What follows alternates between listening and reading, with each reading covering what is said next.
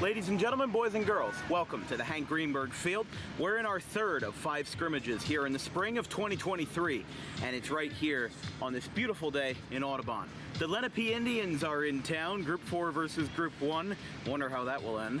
But Lenape is an interesting team, and we'll talk about that in a minute. But I'd like to welcome you all to the broadcast. I'm Dan Wilkins, here the play-by-play commentator up for the Audubon Green Wave. Audubon's got 2 more scrimmages after today before opening day on April 4th. They play the Deptford Spartans, which are a Group 3 school, on Thursday, and they play the Triton Mustangs, another Group 3 school, on Saturday. And of course, Paulsboro is the first regular season opponent for this Audubon squad, as they'll be playing them on April 4th, again, right here, with the first home game being away, the first away game being on April 6th in Haddonfield. Sorry there, but Lenape is a very interesting team. On paper, they look like they could be one of the best out there. I believe I even put them in my South Jersey Top 20 on Dan Wilkins Broadcasting Twitter, which you can follow at DW Broadcasting. I think I put them 19th or 20th. Now, they lost in the first round of the Group 4 playoffs to a very strong Millville Thunderbolts team, 9-1. But that effort should not be negated, because if you look at their regular season stats, they did really well. Jonathan Edelman, who's the starting pitcher for the Indians today, is really a force to be reckoned with. I walked by to get to the Lenape grandstands to take a look at, their fans and give them some business cards, and I see Jonathan Edelman. He's 6'6". He's a 6'6" pitcher who's committed to Bucknell University, a Division I college, and he throws 92 miles an hour. So I might be a little scared today, to say the least, for home run balls. But even without that, Lenape is a school that was supposed to scrimmage Audubon last year, but then it got rained out. No rain today, even though you can see the clouds behind me. Not really a chance of rain, as we saw. So Audubon's warming up. We'll give you starting lineups and our game previews in just a minute, but we'll direct your attention back to the field as Audubon is warming up now, and we'll be right back in just a minute.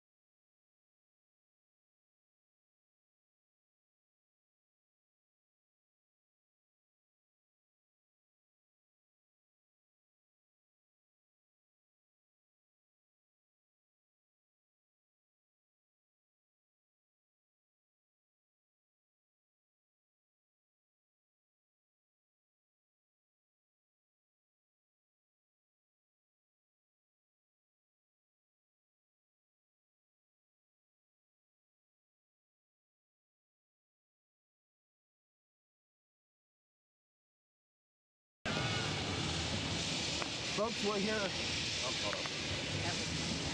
What?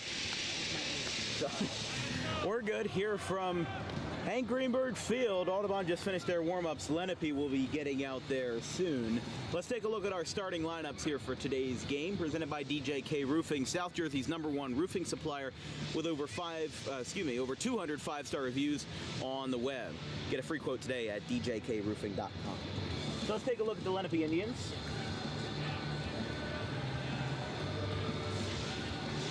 There we go. Zach Barbash is behind the plate, and he's leading off for the Indians today. There is Dylan Shank at shortstop, Grant Hunter in center field, Danny Sassaman at first base, Tommy Kohler at the first DH spot, Alex Vuong at the second spot, Kari Rhodes in right field, Logan Garrett in left field, a freshman for the Indians. There is Dante Diamara, another freshman for the Indians. He is at second base, and then Bryce Mioski is at third base. So 2 freshmen in the order, and the man that you see in front of your screen is the 6'6" starting pitcher phenom that will be starting today versus the Green Wave. 6'6", committed to Bucknell University, Jonathan Edelman. He throws 92 miles per hour according to Perfect Game USA, and he just nailed that long toss. 92 miles an hour, committed to Bucknell University, and has amazing velocity on his stuff, and you'll see that in full force.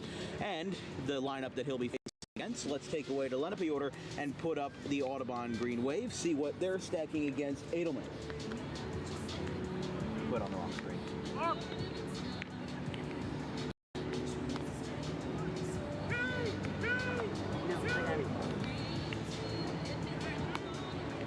There we go. Still working with our production in our scrimmage, but people are hard to train. I wouldn't say you're hard to train. But the starters for the Audubon Green Wave are as follows: Tyler Wiltsey at shortstop, Charlie Copsetta in center field, Ryan Zimmer behind the plate, Joey Slavin will be at first base, Jack Dempsey will be at second, Nick Caladros will play third, Bryce Dempsey will play left, Trent Bantle will play right, Gabe McCracken, I couldn't think of his name, I'm literally reading it off of a paper, he will be at the DH spot, and Jason Stocklin, who threw a no-hitter versus a Group 4 school last year in Washington Township, he will be getting the nod for the Green Wave this afternoon. Again, the third of 5 scrimmages for the Green Wave. They'll be playing Deptford on Thursday and Triton on Saturday prior to the home opener versus Paulsboro on April 4th. It's the first time in 9 years that Audubon will open the season versus Paulsboro. Last happened in 2014. We'll be right back after this. Lenape's still warming up. It's about through 4:05, so starting a little bit behind schedule, but shouldn't be an issue in getting this game in today. Edelman's warming up, and so is Stocklin, Audubon starter this afternoon. Let's take a quick break. We'll be right back after this on Dan.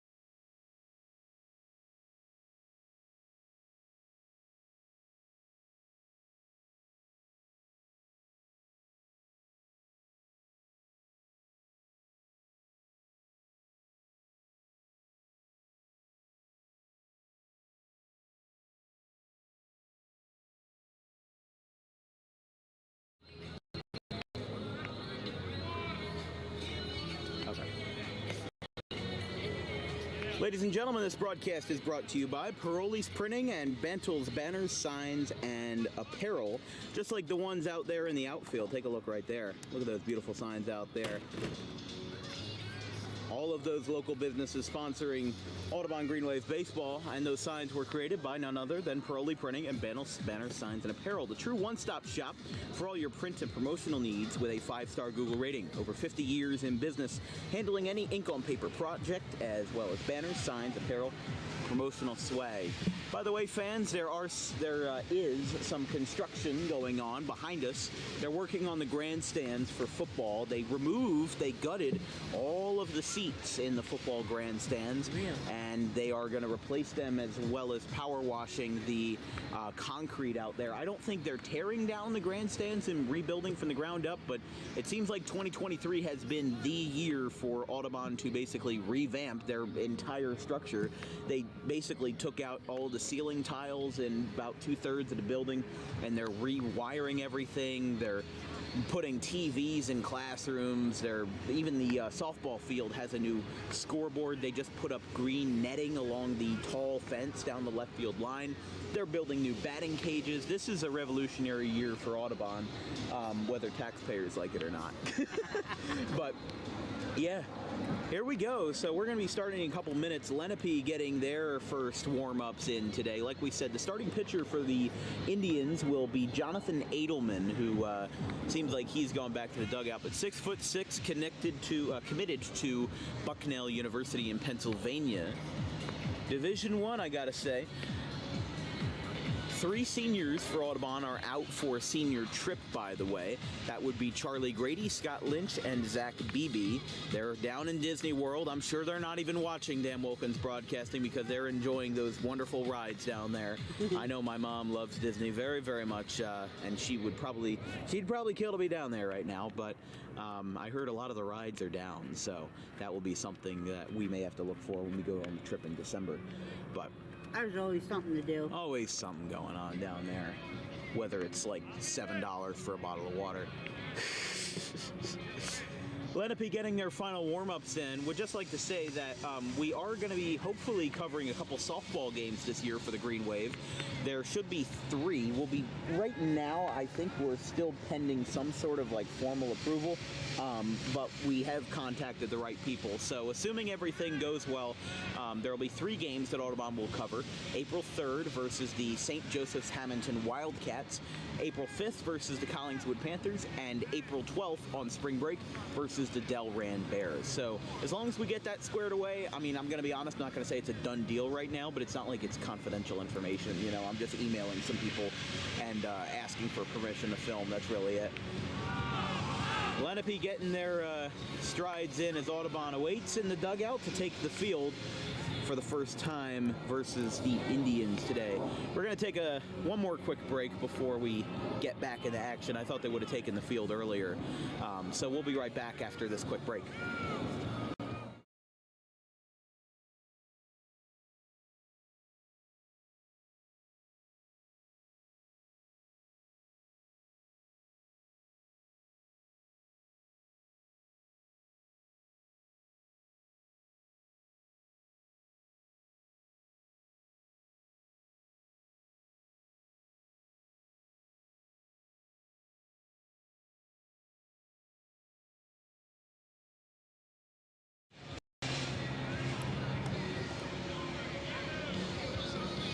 Green Wave taking the field. They are removing the grass turf patch off of the mound. Joey Slavin and a couple other folks in tow doing that. Nick Caladros going back there and fixing that. There's Trent Bannell. They had to clear the mound because it looks like they also cleared off home plate as well. They put that over there in case of any rain dampening the field. There is no giant all-encompassing tarp that covers that field.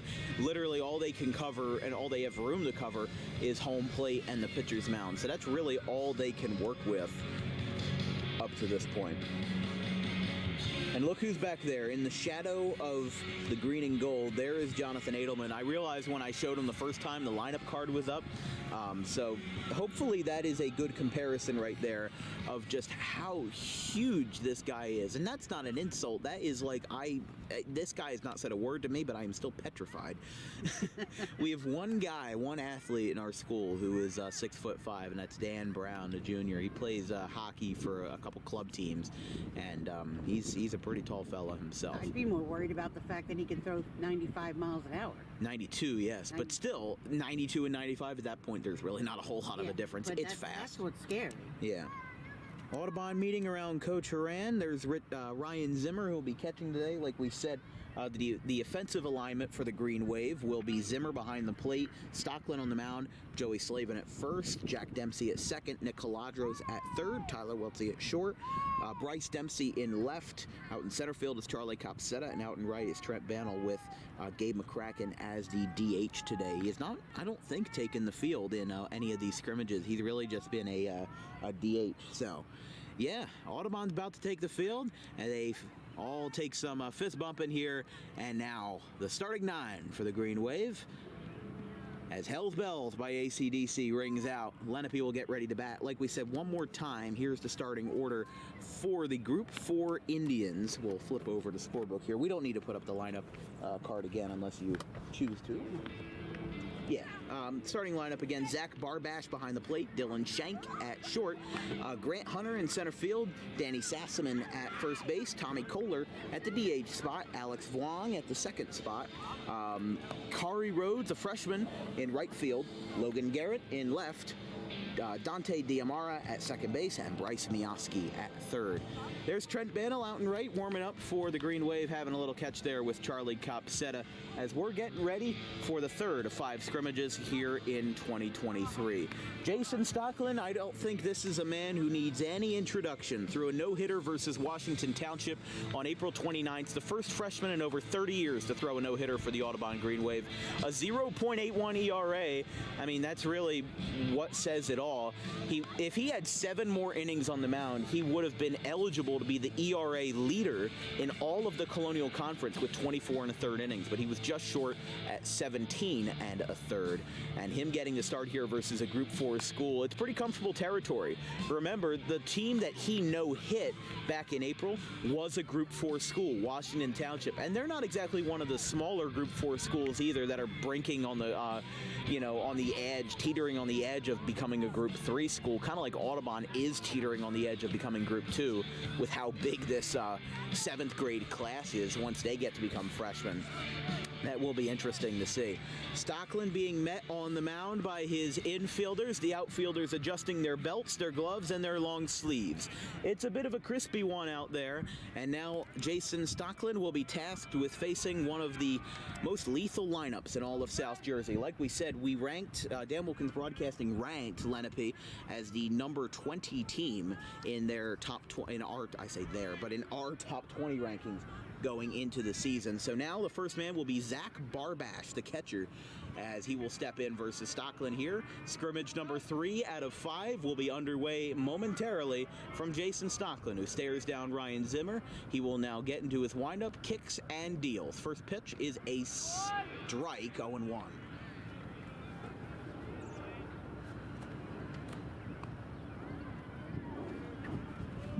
One to Barbash.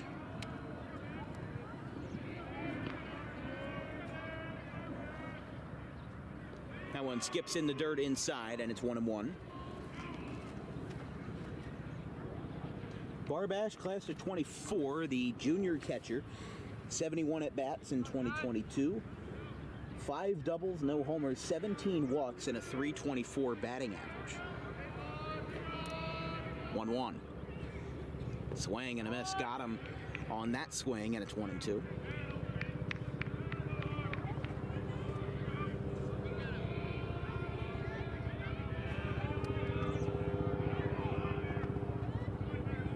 Stocklin again, 1-2. Swing and a miss, he got him. First strikeout of the year for Stocklin, albeit unofficially, and there's one down. Here's Dylan Shank.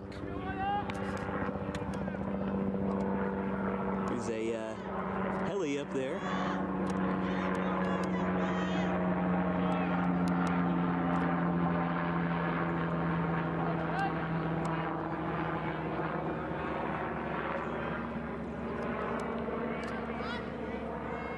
versus Dylan Shank, and there is a ball that misses inside. Hits the dirt a little bit.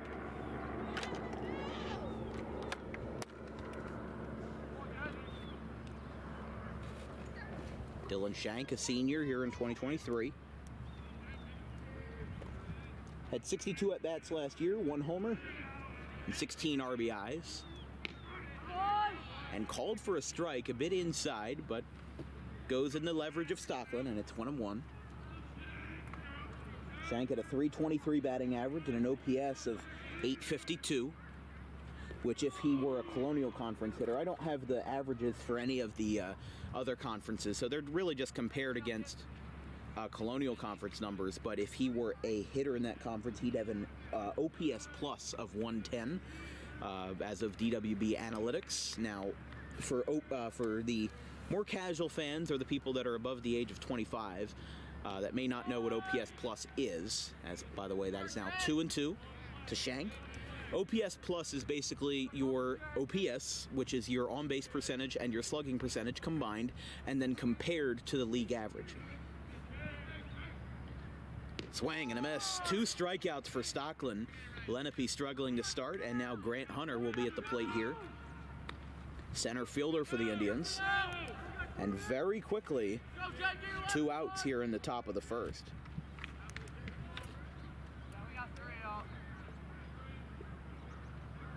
The first 3 in the bottom half of the inning for the Green Wave will be Tyler Wiltsey, Charlie Copsetta, and then after that will be Ryan Zimmer. I had to flip over my scorecard right there, forgot about it for a second, but it is 1-0 to Grant Hunter. That one misses a little bit low.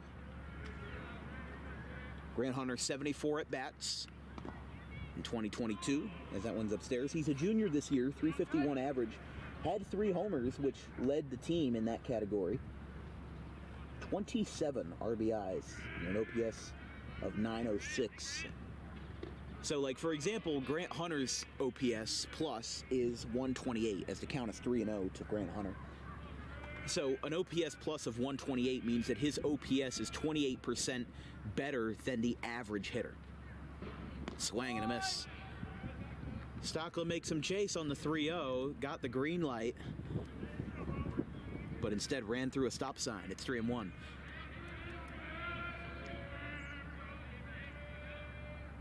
Swinging a line shot out to left, and that one is foul. I guess I shouldn't use the stop sign analogy because that's also a baseball term for when a third base coach, tells a runner to stop. That's called, stop sign. So if you run through it, it's called running the stop sign. I didn't know there were so many traffic/baseball analogies. Well, just like when you tell somebody you're going to get the green light. Right. It's a traffic analogy. Yeah. You're going to get the go-ahead. Yep. 3-2. Swing and a miss. Jason Stockland retires the side. 1-2-3, striking out the Group 4 Lenape Indians on 3 different Ks. We go to the bottom of the first. Tyler Wiltsey will get the ball rolling, quite literally, for the Green Wave in the bottom of the first. No score.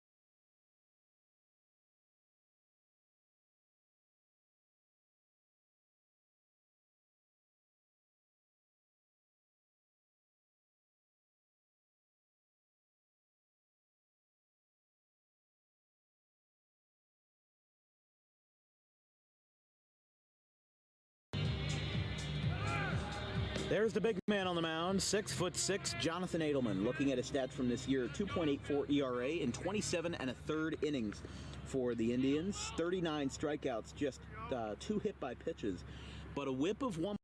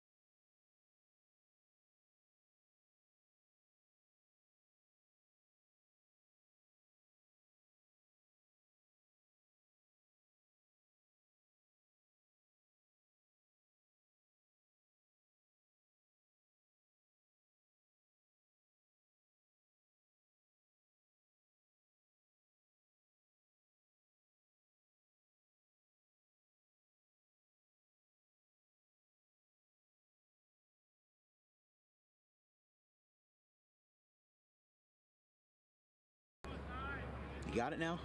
All right, 1-1 from Adelman. When did it freeze? Oh, jeez. 1-1 is upstairs, 2-1. Sorry, folks, if there's any freezing that happens during the game of the camera. Something's up with the capture card, which we have to fix at some point, but 2-1. Lenape's got 2 freshmen in the outfield here today. Is the pitcher a senior? Pitcher is a senior, Jonathan Adelman, committed to Bucknell University. As that one is a strike, 2-2. Yeah, Mr. Kari Rhodes in right field, Khari, and Dante DeAmara in second base. He is also a freshman. Really no freshman starters for the Green Wave this year, as that one is a swing and a miss. Wiltsey with a bit of a hesitant swing, but it counts just the same, and there's one away. First strikeout for Adelman. This brings up Copsetta. It'll be Copsetta, and then Zimmerman guaranteed the bat in the hole is Joey Slavin. Batting cleanup today in place of what would be usually Scott Lynch. It would probably usually be Lynch third, and then maybe Zimmer fourth, and maybe Slavin somewhere 6th or 7th, but they're moving him up today. That's the first pitch. Strike right down Broadway. Beautiful pitch by Adelman, and it's 0-1. Yeah, with Lynch, Beebe, and Grady gone, you have to consider how deep the depth is, because for a school like Lenape, when their seniors go on senior trip, it's kind of like chunk change, if you will. Like, it's just, they have so many other players that they can call up that you don't really have to worry about it. But for a school like Audubon, where, they maybe only have like 20 or so players, maybe even less than that, that would be seriously considered for a varsity roster spot. If you have 3 players gone, that's kind of like taking out a big slice out of your repertoire. Copsetta fouls this one up in the air and over the netting, and it's 1-2.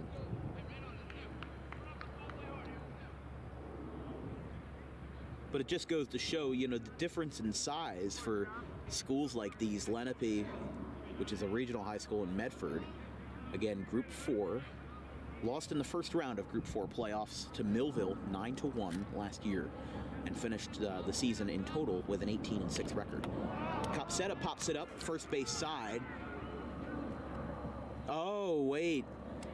Barbash fell down, he slipped in the grass, and the ball landed to the right of the left-handed hitter's batter's box.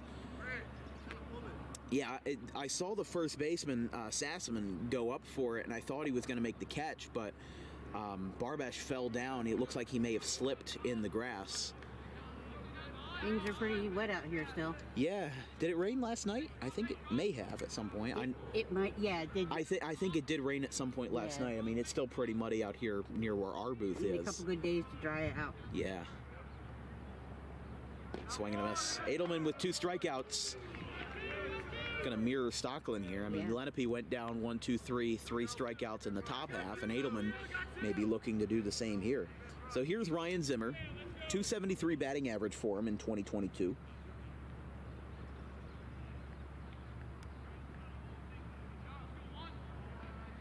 wearing number 1 in his junior year, as he has really adopted a leadership role in this organization as there is a strike on a fastball, which it seems like is 99% of what Edelman's throwing so far, unless I have been really oblivious and unobservant. You know, he's been throwing a lot of fastballs because that's his best pitch. He knows that these kids from the smaller schools are going to have a very difficult time adjusting to his fastball through the first go through of the order. You know, for the first 10 hitters, we may not see a base runner for Audubon, just because you saw how late Zimmer was on that last swing. You know, that very well may be a cycle for the first couple of innings. Well, I was wrong, as he did get ahead of that one, but it goes out towards Liam Corbel and the athletic training crew out there in right field in their club car. So Zimmer was able to get a hold of it, but just got it foul. And it's 0-2. The junior catcher for the Green Wave, as some Lenape ball players will go out there and retrieve that one out from Corbel. 0-2. Grounder back to the mound. No stop in 6'6" Edelman. That retires to side. It'll be 4, 5, and 6 due up for the Lenape Indians in the top of the second.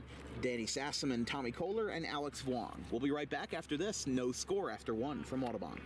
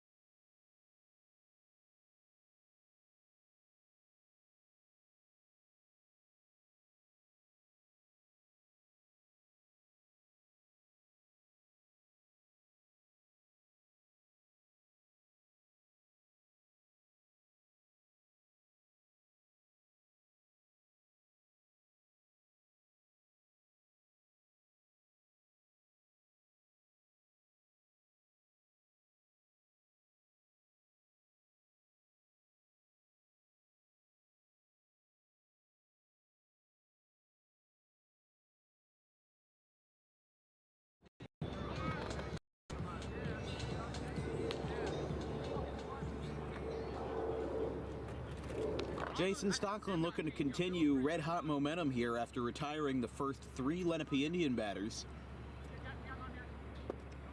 Zach Barbash, Dylan Shank, and Grant Hunter all went down via the strikeout.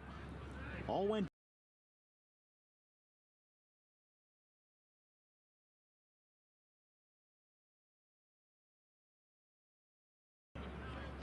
one to notice Sassaman.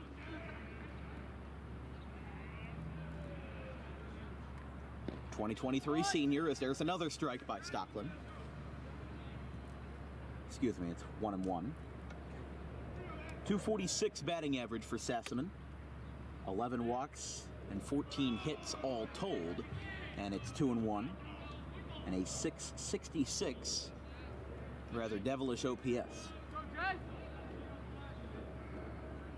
2-1. Here's a fly ball, center field. Capacetta will get under it. And on it is Charlie, and he makes the catch, 1 down. So fly ball to center, and that will bring up Tommy Kohler.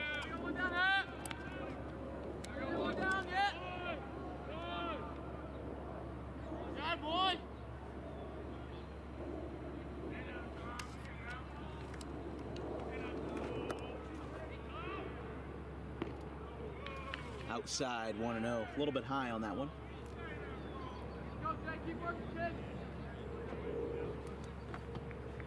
Yeah, Stocklin was quite the breakout player last year especially considering that I think it was his first or second varsity start that he threw the no-hitter. I believe that all of his other appearances were in relief, and it was his first start on the mound that he threw the no-hitter versus Washington Township in the Minutemen. A fly ball to center. Hopsetta is there. So 2 fly balls to center, and they're both brought in by the center fielder, Charlie Hopsetta. So now 2 quick outs now. 5 up, 5 down for the Indians, and this brings up Alex Vuong.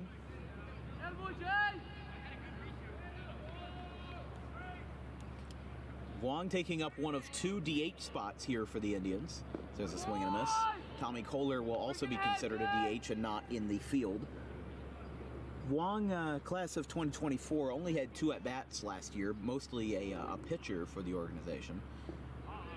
3 plate appearances, 1 walk, and that's really all she wrote.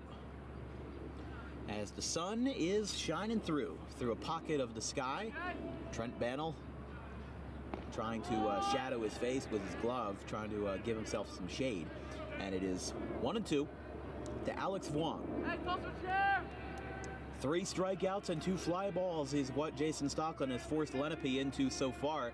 He's been wheeling and dealing. And that one's upstairs. 2-2. Yeah, as soon as the sun came out, it looks like it's right in the center of like a big gaping hole in the clouds. As that one skips in front, catches some worms, and the count runs full. So the sun will probably be out of view again in the next 5 minutes. I think it's even being covered up now, but that's probably what this game is mostly going to be made up of. Clouds and then a couple of minutes, you know, here and there scattered of sunshine. That's in the dirt. Lenape's got their first base runner, and it's Alex Vuong. This will bring up Kari Rhodes, one of 2 freshmen. That's the opposite of a senior. Although this guy doesn't necessarily look like a freshman or a senior. You know, somewhere in between. Left-handed hitter for Lenape. And the first pitch breaks in, and it's called a ball. 1-0 to Rhodes. Yeah, Rhodes and Diamara at second base. He is the second freshman on this Indians ball club. Swing and a miss. Looked like the ball broke down a little bit, and Rhodes' swing stayed level a little bit further up than he wanted to, and it's 1-1. Here's a fly ball, looping into right. Bantle makes the catch on the drop, and that'll retire the side. Lenape gets 1 base runner, but that's all she will write there, as Audubon will get another chance. They went down 1-2-3 in the first inning, so we'll see how they fare in the second go-around. No score.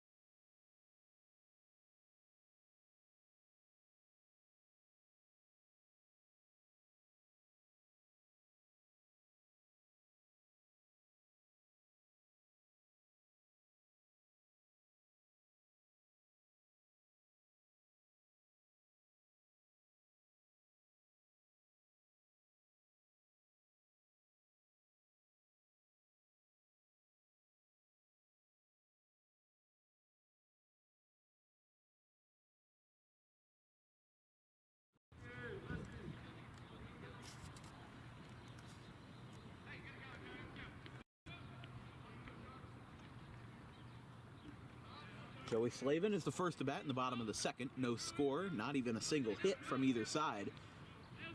As Adelman steps in. Joey looks tiny, and he's 6'3". Adelman is 3 inches taller, and he makes Joey look like an ant. It's 1-0. Joey Slavin looking for his first varsity season this year. Spent most of last year in JV. Mostly the first baseman. It's 1-1.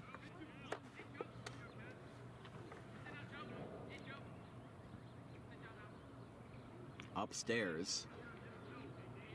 Up at Joey's helmet, and it's 2-2. 2-1. Excuse me. For those just tuning in, whether you're from Audubon, Lenape, or Indonesia, I don't even know, but it's no score here in the bottom of the second. Lenape got their first base runner via a walk to Alex Wong, but then the next batter, Kari Rhodes, flew out to right, and that's how the inning ended. So 7 batters for Lenape, 1 base runner, and that's really all it's been, but Adelman's done the same. As there's a swing and a miss, 2-2.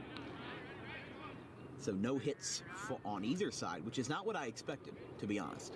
If I'm being brutally honest, I thought Lenape was going to get out to an early start and they were going to hold Audubon accountable, but it seems like both teams are holding each other accountable in like a standoff.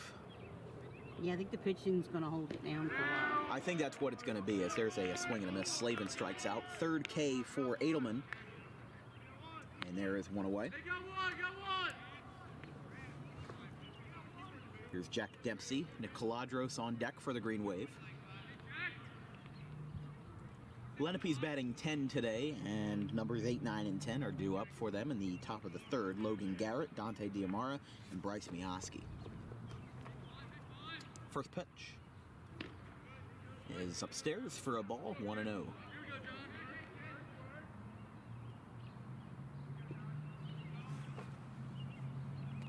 Dempsey only had, I think, around 14 at-bats last year. Not really too many, but a lot of them were also earned in Myrtle Beach. As a half-hearted swing counts as a strike at 21. Yeah, as we were talking about with the weather, those clouds do look a little ominous, but as we've been told, there's no rain, but in Jersey, weather is either 0 or 100, no in between. It's 2-1. Yeah, 52 degrees right now in Audubon, wind blowing north to northwest at 7 miles per hour. So think about that as blowing out to left center field a little bit. A light wind.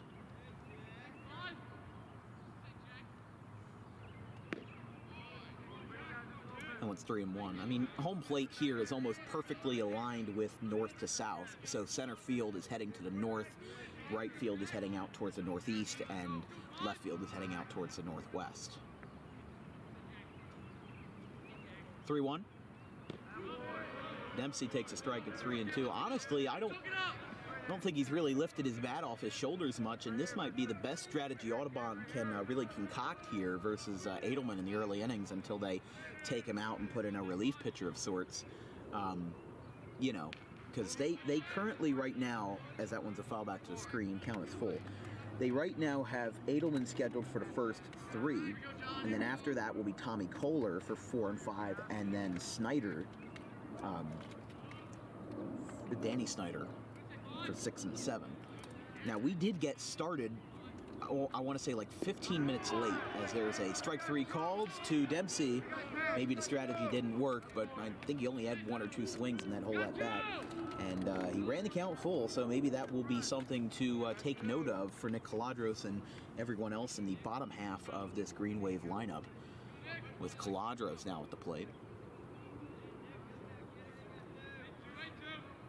Green Wave will also be throwing sophomores Lance Furness and Josh Nolan later in the game. Furness made the start versus Enfield on Thursday? Yes, Thursday, 24th, as that one is upstairs, 1-0. Furness made the start and did pretty well through 3 innings and allowed 2 earned runs in the top of the 3rd, but was scoreless for the first 2. There's a strike. 1-1.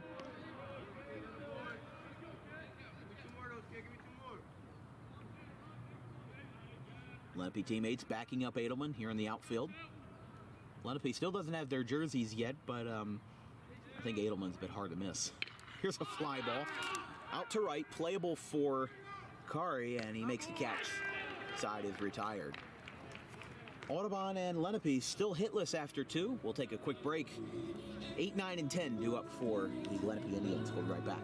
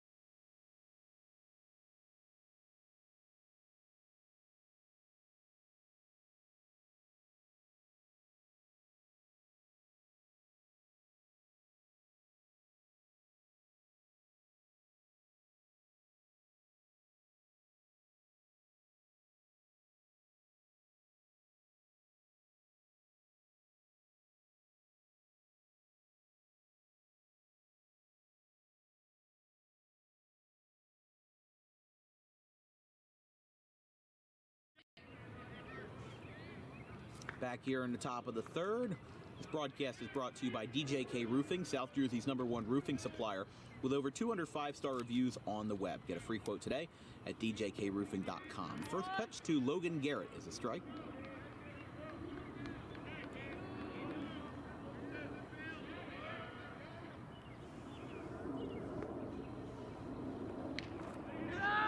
Roller up the line. And Slavin tags the bag. One away. Kind of had a bit of a awkward swing, but there's one away. So we'll bring up Dante Diamara.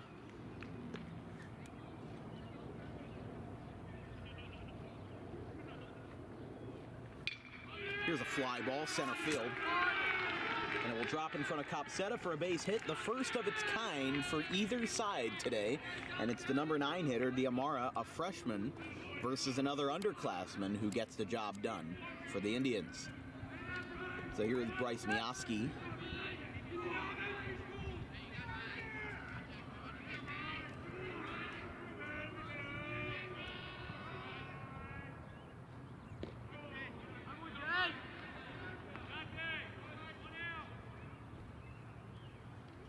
It's a strike, 0-1. Stockland dealing again. In the dirt, and going to second base will be Diamara. And he is safe by a hair, by the skin of his teeth. Diamara gets in there on a risky slide. Good throw down from Zimmer because the ball didn't really stray too far from home plate, but he's able to get in there ever so close.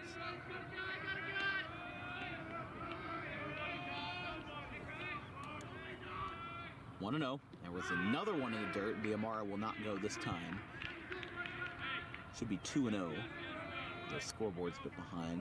Go, Jay!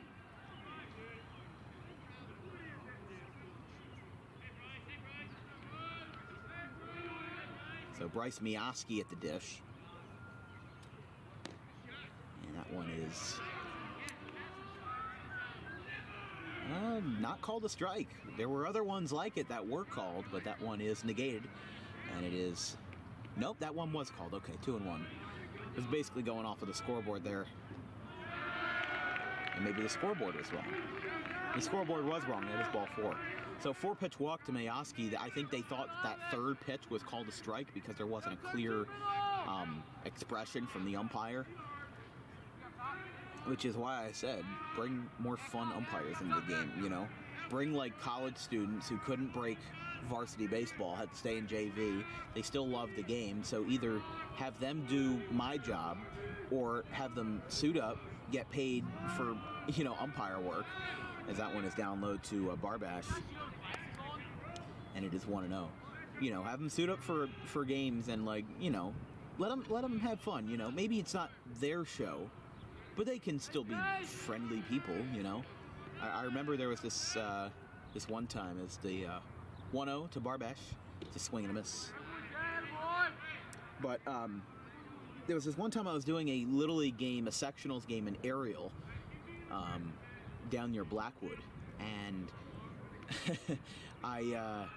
there was this umpire who was referred to by basically everybody down there as like one of the rudest and one of the most just worst to work with umpires in South Jersey.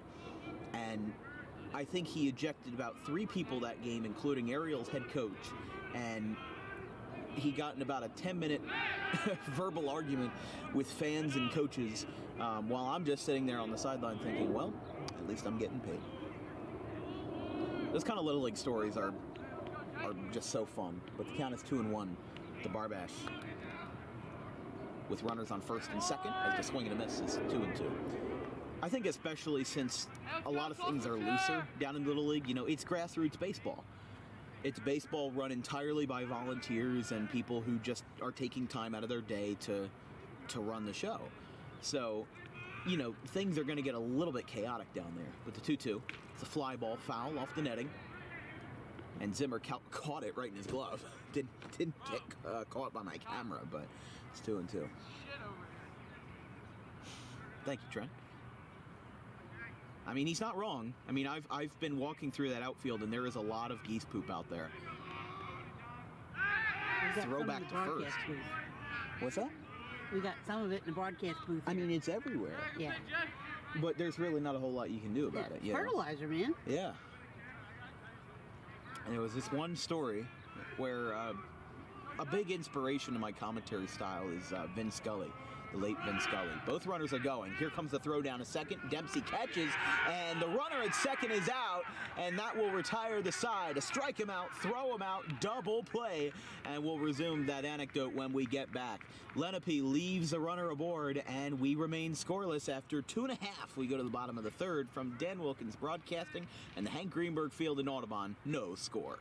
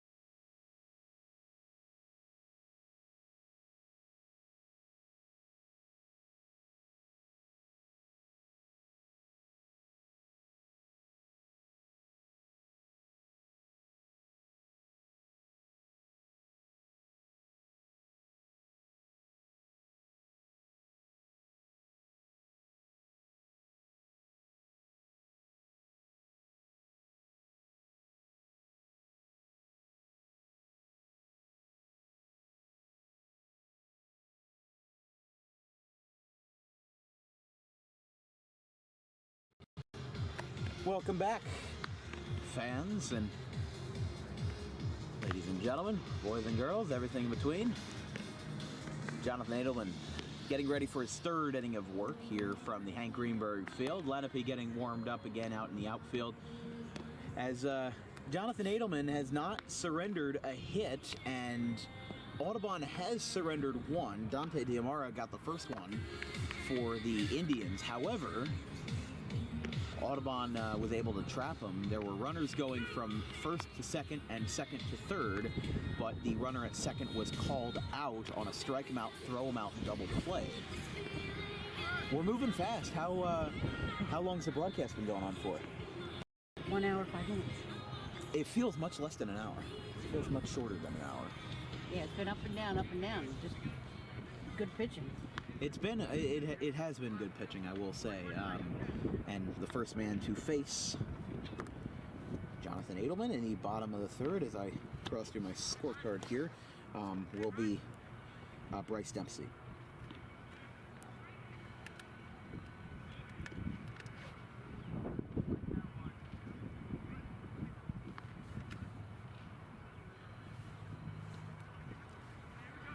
Bryce Dempsey, the twin brother of Jack. I still have to ask one of them which one's older. I think Jack is older. Are they both playing this year? Well, they're both in the lineup today. Dempsey struck out his first time up on a fastball.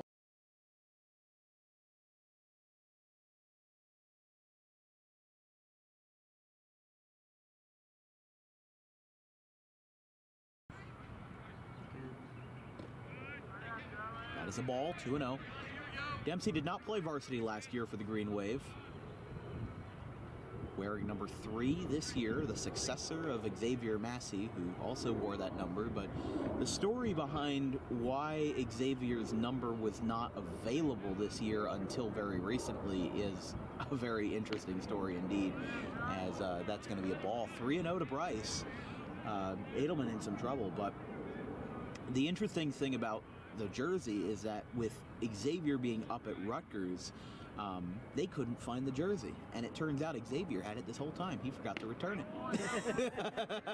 So it was only the other day when Xavier came down to talk to some of the players that he returned the jersey to Coach Ferran. And Bryce, who, remember during the scrimmage, by the way, it's 3-1, as there's a line shot foul, as that knocks down a traffic cone.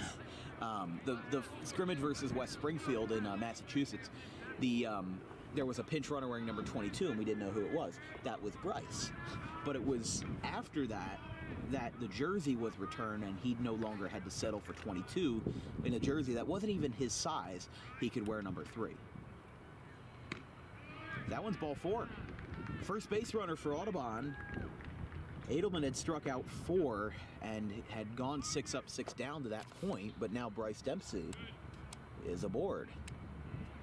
Talking with Coach Jake down there. I believe that is Coach Jake. Over at third will be Coach Knoll. And here is Trent Bennell, the right fielder. He's going to show bunt here. Taps it, foul. Back to the wood paneling.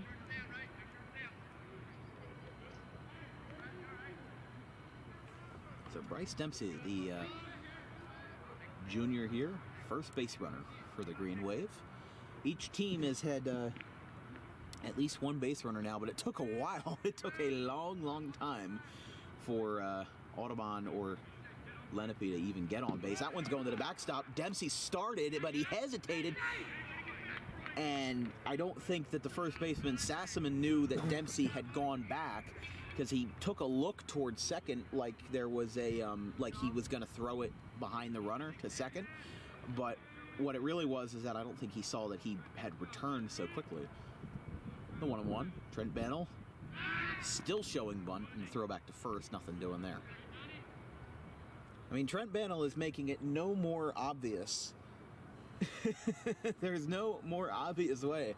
I mean, yeah, he's showing bunt, but he's showing bunt before the pitcher's even set. I mean, I guess he's just very obviously giving it up. Oh, and that's a plunker. Bannell took it back in time, and Trent Bannell will take first base. So the bottom of the order doing the heavy lifting for the Green Wave, now putting Edelman in a bit of a jam with 2 runners on and nobody out as the plane flies overhead and cuts off my mic a little bit. 2 runners on. Bantle on first, Bryce Dempsey on second, and Coach Mike Wasienko will talk to Edelman. Wasienko in the red sweatshirt. like we said, Edelman was only scheduled to throw 3 innings today. After that would have been Tommy Kohler and then Danny Snyder to close. I mean, in these scrimmages, it doesn't really matter how good or bad you do, because unless you get hurt, you're going to pitch for as long as they schedule you to pitch. It's the same thing in Major League Baseball with spring training. You know, when they schedule like Jose Alvarado to throw 1 inning, or Sir Anthony Dominguez or Bailey Falter to throw an inning, they'll throw an inning whether they give up no runs and strike out the side or give up 6 runs and a grand slam. You know, if they're just really bad, you know, it doesn't really matter. It doesn't really matter, you know. Look who's trying to bunt now. It's Gabe McCracken. As there is a first pitch strike. Couldn't pull it back in time. So 2 on, and 2 relatively quick players. And Edelman steps off, doesn't make a throw, just kind of does a little bunny hop in the direction of second base. Dempsey trailing off the bag again. Bantle with a nice lead. And Sassman stepping off the bag at first. They're going to get ready to bunt here. Pulling it back is McCracken, and there's another strike. It's 0-2. You know, I said something about the on one of the earlier broadcasts, or I may have said it in a conversation about how Audubon should learn from the opponents that they lose to and see what they did to win the game. As that one's inside. Oh, no, it's called a strike. I thought that was a ball, but umpire disagrees. First out, and here is Tyler Wiltsey. So Stockland will not bat today. That was a question that I was going to ask, but now back to the top of the order for the second time around. Wiltsey struck out swinging his first time up. First pitch. Outside, goes to the screen, and both runners will move up. The ball bounced past Barbash, and Edelman had to pick it up all by himself. So now all runners move up 90 feet, and now both runners are in scoring position. Trent Bantle at second, Bryce Dempsey at third. A pretty nice situation here for the NewJersey.com Freshman of the Year, Tyler Wiltsey. .424 batting average and 2 homers in his freshman year, and already has a homer this spring. Yes, there's a swing and a miss. It's 1-1. Also by PBR, New Jersey Prep Baseball Report, he is ranked in the top 10 center fielders in New Jersey, but he doesn't play center field. The problem is that Wiltsey, here's a line shot out to right. It is deep, and it is over the head of Watson. Here comes Dempsey in to score. Bantle will go around third, and now both runs will score. A 2 RBI double for Tyler Wiltsey, and it is 2-0 Audubon. They get their first runs off of the D1 commit Edelman, and an RBI double by Wiltsey is what does it.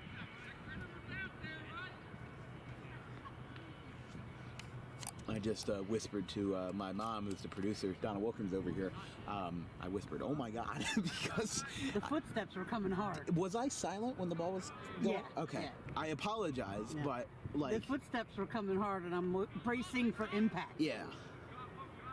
Usually that doesn't happen too often. No. But the swing and a miss to Copsetta is 0-1. I apologize if I ever go silent. I was not kidnapped and placed in the back of the trunk. Self-preservation. Yeah, because I mean, let's be honest here. The camera is expensive, and everything that we have, you know, is expensive. And we did just set up a Venmo, which we'll show shortly. But pop up out towards third is foul. It's 0-2. You mind pulling up your QR code that you had a picture of? It's 0-2 to Copsetta. 2-0 Audubon over Lenape. This is very interesting now that Edelman, with just 1 out, has already surrendered some runs. And Wiltsey, a relatively fast runner, is in scoring position. Swing and a miss. Copsetta down on strikes.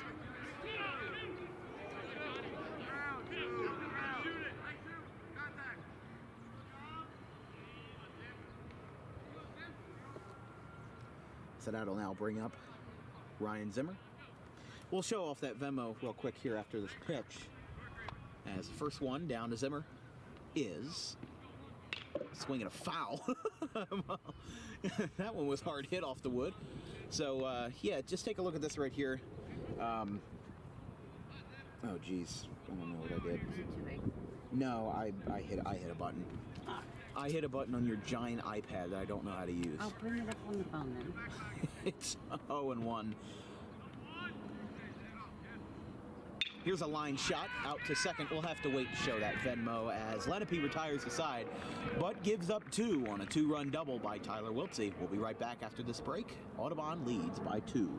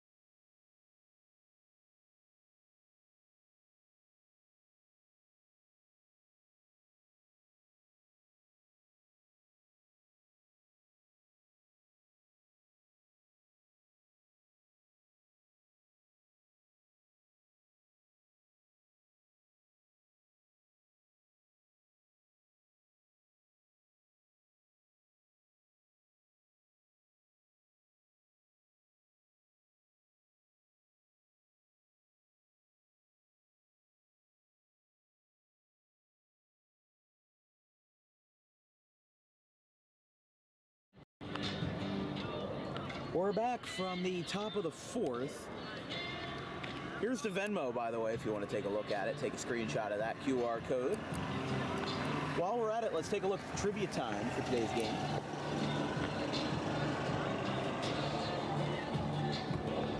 Trivia time.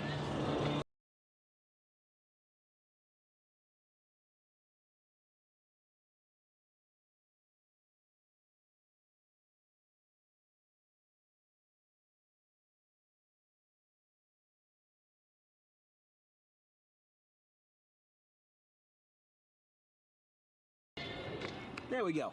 Sorry, thing froze again. Pitcher Cy Young holds an unbreakable record for the most career pitching wins. Can you guess how many he had? Was it 316, 511, 439, or 223? We'll reveal that answer in the bottom of the 4th inning. We'll go back to the main board now as new pitcher for the Green Wave. It's a pitching change presented by Paroli's Printing as Gabe McCracken is in.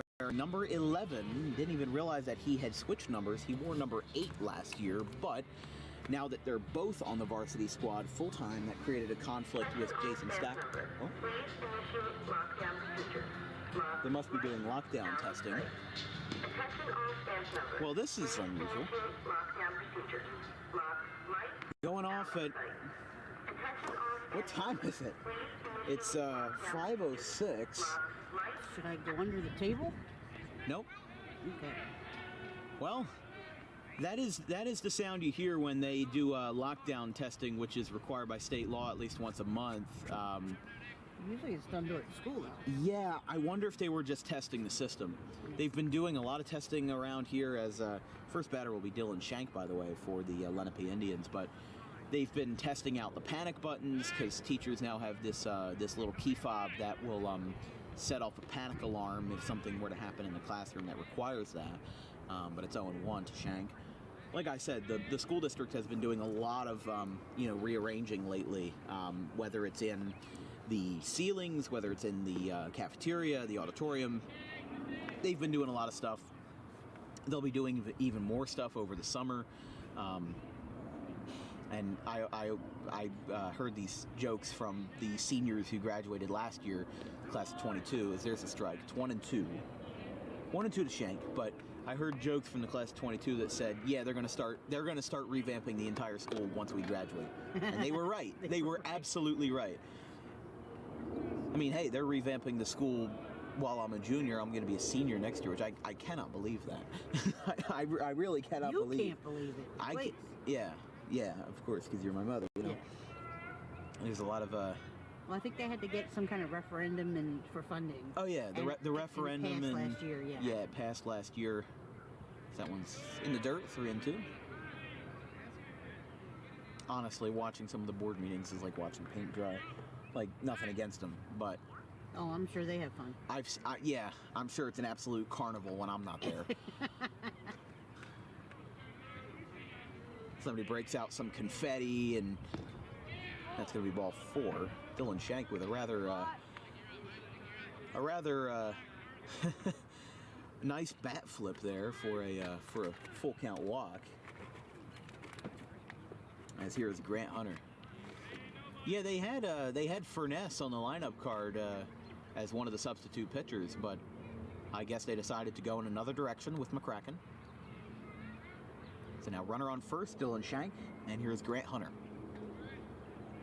Hunter struck out, swinging, as the first 3 men did, as here's a line shot to center. Copsetta going back, this one has a chance, and it's up against the wall. What a catch, Charlie Copsetta.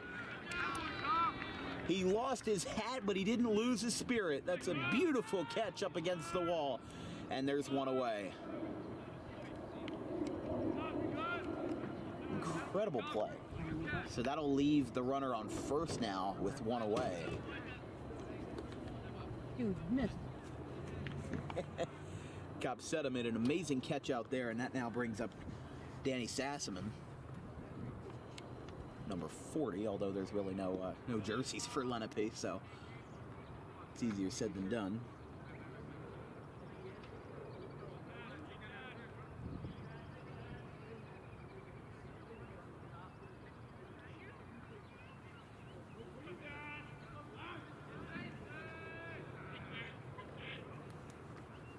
One and 0 as the sun looks to break through another pocket of clouds again.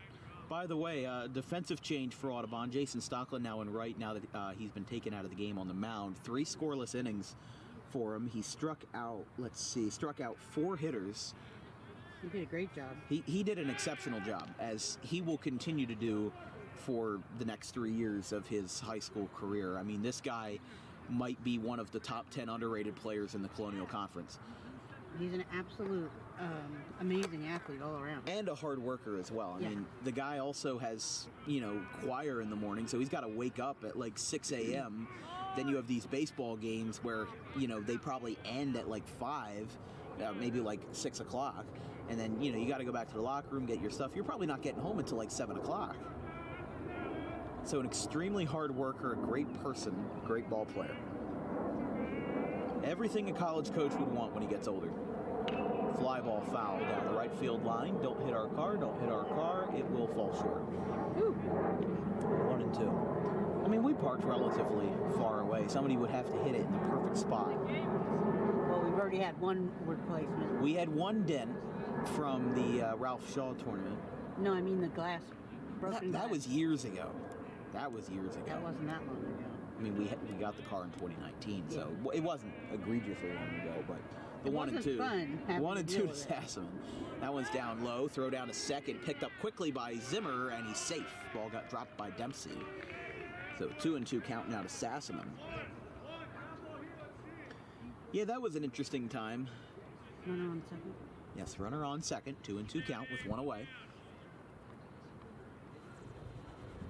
As Gabe McCracken looks to avoid any damage here, trying to prevent Lenape from allowing a run. They're trying to prevent Lenape from scoring a run. Breaking ball makes Sassaman crouch a little bit, and it's a full count. The blue sky starting to show a little bit more of itself. Come on, Mr. Sun. Mr. Sun, Mr. Golden Sun, please shine down on me. That's a Raffi song, right? Yeah. I don't know how many of my DWB viewers would know Raffi. Probably not too many. Probably not too many, unless they're parents with children. Parents with children, check them out. Parents with very small children. Very small children. He's like a... Talking under 2. Well, I wouldn't say... I'd say under 4. All right, under 4. Yeah, like a children's folk singer. Is that where you'd categorize him? Absolutely. Yeah, that's ball 4. Shout out to Raffi if you're watching this ball game.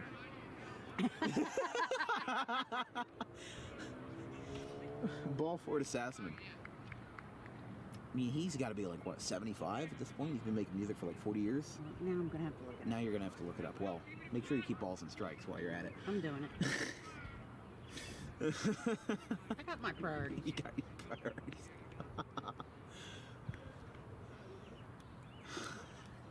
Ball one to Tommy Kohler. Want to know, with one out, 2 walks surrendered by McCracken, and a fly ball to center is what separates them. McCracken only had 1 appearance last year, and that was in the Collingswood Game of Chaos, where it ended 14-12. It was the first time since 2008 that, since 2000, since 2009, I believe it was, that both teams scored 10 or more runs in a ball game. There were a couple instances of that, as the 1-1 is inside. I'll pull it up in a second. I have an Audubon schedule going back to 2008 because I have nothing else to do with my free time. Oh God, he's 74. He's 74, Rafi? Yeah. I'm sure there's like, out of what, we have like 20 viewers right now, I'd say like out of that there's maybe 2 that know Rafi. And it may very well just be you and me. Yeah. 3 and 1.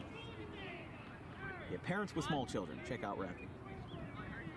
Yeah, the last time that there was a game where both teams scored 10 or more runs in a ball game, I have to scroll all the way down here, and I'm gonna have to keep on scrolling through this next pitch. As there's a foul back to the screen. There you go. April 29th, 2011. Audubon beat Clearview 16-14. That was, I mean, I was 6 years old, so. And there was one earlier from the year before, which was on, where was it? I mean, there was another close one in, oh, here's a line drive in the left, foul.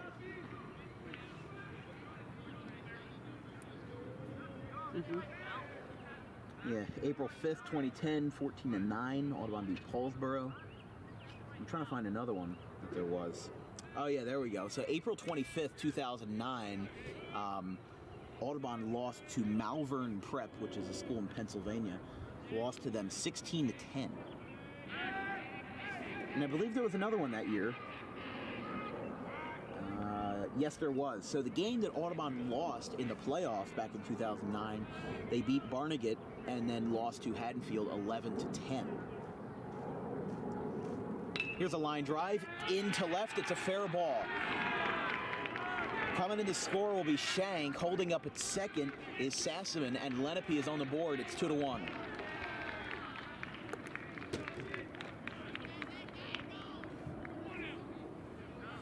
So now with runners on first and second, Lenape gets their first run and will bring up Alex Fwan.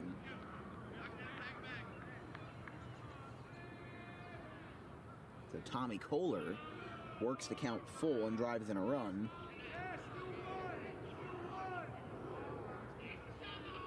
First pitch to Wong is a strike. 0-1.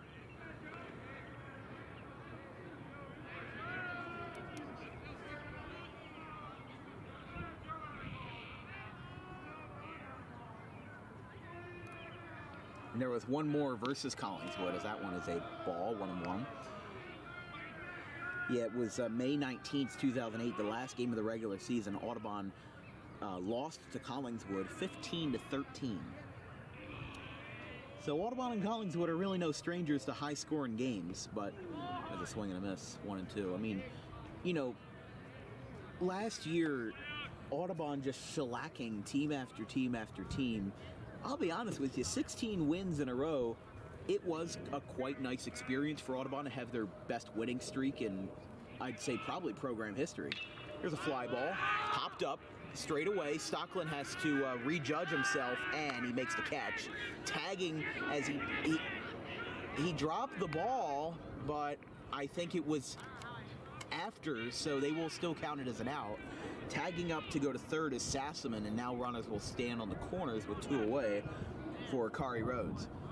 Yeah, I think enough time had elapsed between him catching the ball and him dropping the ball that it wasn't going to be called an E9. So instead, that'll be scored as an F9. And there's 2 down. Tommy Kohler on first, Danny Sassaman on third, and looking to tie the game for the Lenape Indians will be Kari Rhodes. First pitch. Swinging a foul back to the screen. It's 0-1.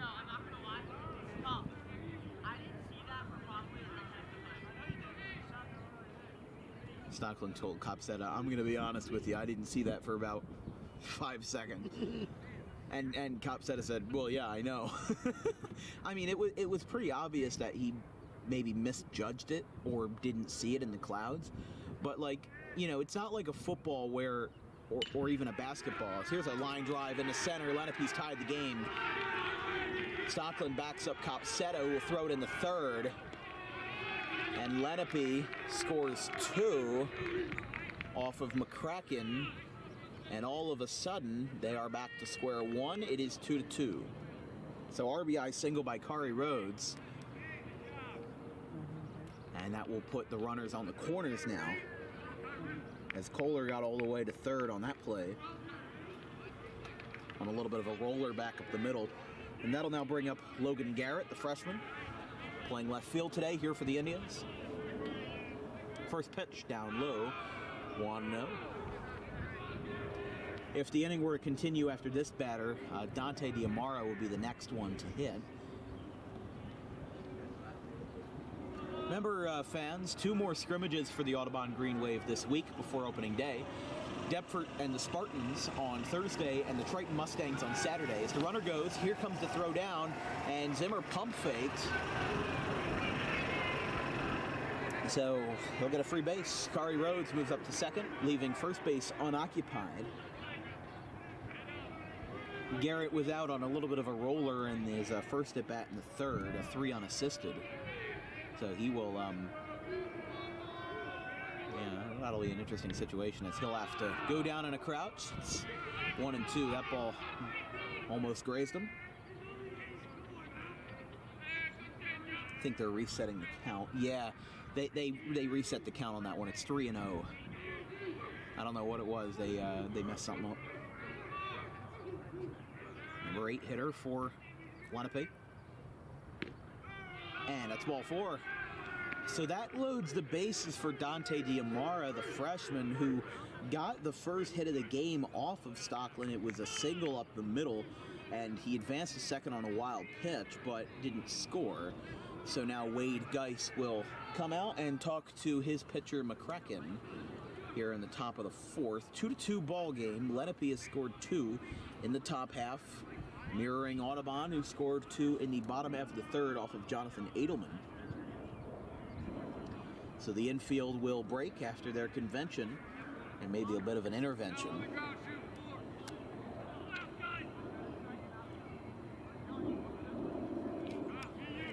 The opening day versus Paulsboro on Tuesday, April 4th. And then a road game on Thursday the 6th in Haddonfield.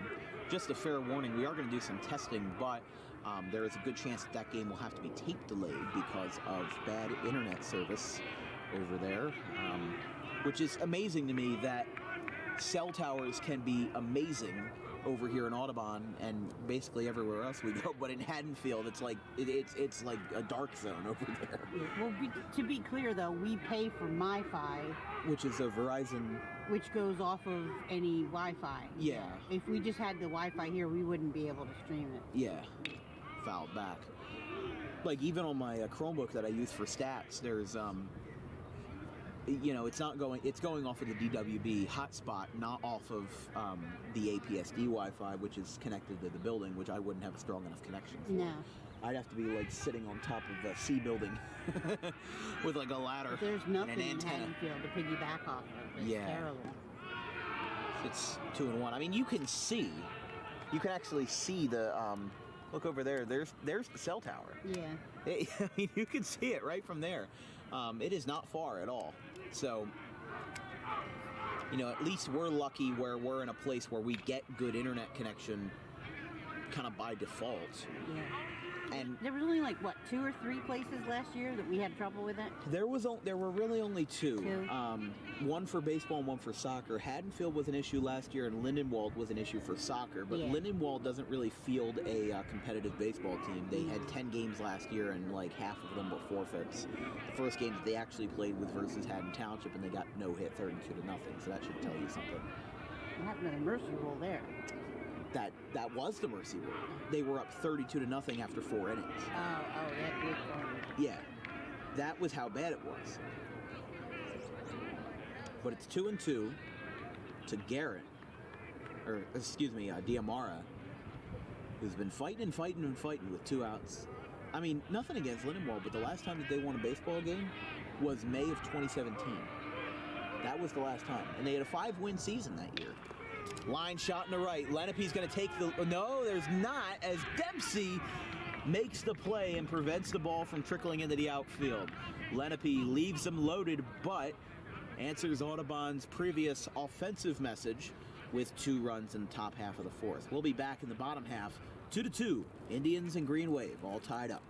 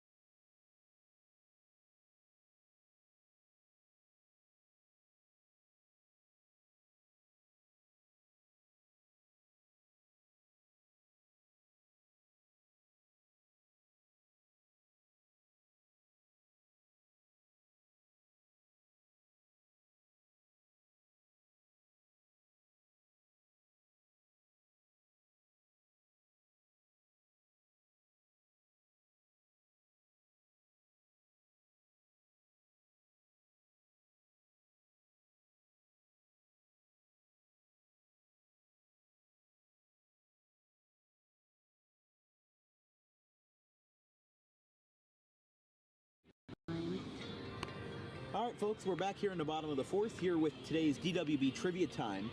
Pitcher Cy Young holds an unbreakable record for most career pitching wins. How many does he have? Is it 316, 511, 439, or 223?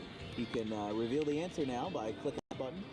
There you go. The answer is B, 511. And, of course, the best pitcher in Major League Baseball is rewarded with the Cy Young Award. So I think that was a bit of a not a curveball, but a kind of a low ball question, you know? Pun there.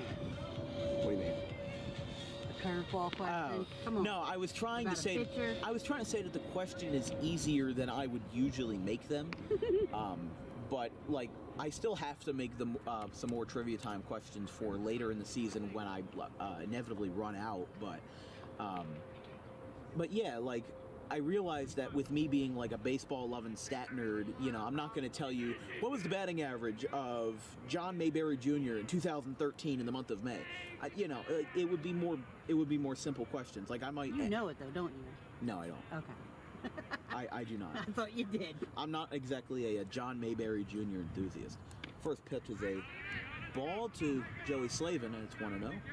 Joey Slavin, the cleanup man, here for the Green Wave in the bottom of the 4th. First time around, he struck out swinging. One of 4 strikeouts for Edelman in that stretch. Struck out 2 in the 1st, 2 in the 2nd, and got 2 in the 3rd. So Edelman finishes his outing with 6 strikeouts, 2 each in his 3 innings, as it is 2-0 to Joey. Lenape tied the game in the top half of the 4th with a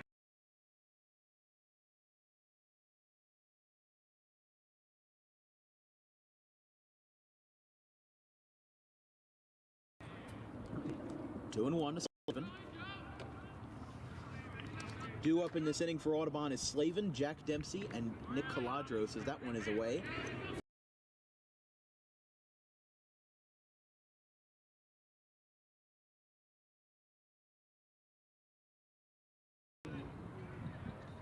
John Mayberry Jr., he was a staple of the Phillies' rebuild, the early days.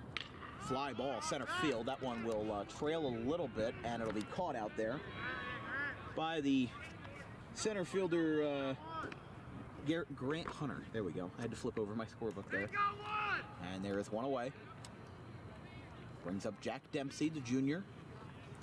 This lineup is made up of a decent amount of juniors. 1, 2, 3, 4. 4 that I can count of. 1, 2, 3, 4, 5 sophomores. No seniors, obviously. They're away down in Florida, down in senior trip. Charlie Grady, Scott Lynch, and Zach Beebe all out for the week.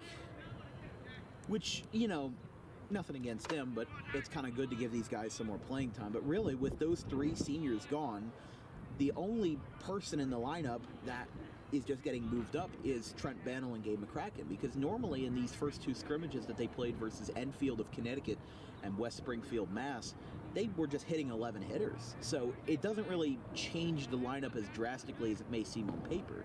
That one's downstairs, 2-1. It really just kind of shifts everything around a little bit. By the way, new pitcher for the Lenape Indians, as Jonathan Edelman was pulled after 3 as was scheduled. It's Tommy Kohler now in, as that's a beautiful fastball for a strike. It's 2-2. Kohler had 17 1/3 innings last year with a 3.68 ERA, a 1.58 whip, and 17 strikeouts for him, 9 earned runs, and an FIP of 3.72. 2-2. Line drive into center field, a base hit. So getting aboard is Dempsey. And now Kohler will have to deal with some light traffic here for Nick Caladros. See, there's another traffic analogy we were talking about. 3-0 green light running through the stop sign and traffic on the bases. Yeah. Although another word for runners on the bases is ducks on the pond, which I guess would work because they float on the pond, you know. They're not really... That is a weird one, yeah. That is an interesting one. Because not all ponds are like diamond shaped. They don't have a specific shape. But as I said, I am not David Attenborough. I'm not here to give you an explanation about the intricacies of nature. It's 1-0 to Nick Caladros. Throwing back to first, Dempsey is safe. That's one thing that Audubon's been pretty good with. You know, maybe with the exception of opening day last year, they had a couple runners picked off. I think Tyler was one of them and Xavier did another. But, like, Audubon's been pretty good. Knock on wood. We don't really have any wood to knock on here. Oh, ball gets away. Dempsey will go to second base, and he will get in there. Sorry, I didn't realize my camera wasn't on the fielders, but Dempsey moves up to second. The throw kind of trickled past the first baseman, Sassaman. And now Jack Dempsey will be on second in scoring position as to go ahead run for the green wave. Yeah, it looks like a couple changes for Lenape. Not really too much in the name of drastic changes, but the 1-0 is a line drive off the Lenape dugout. Maybe going to startle some guys, but foul. Yeah, Kohler's the new pitcher, but other than that, Dante D'Ambra was moved from second base to shortstop, and Bryce Mioski was moved from third base to second base. And the new third baseman is Dangler, which I'll have to note there. So there's a ground ball. Rolling up the line and foul.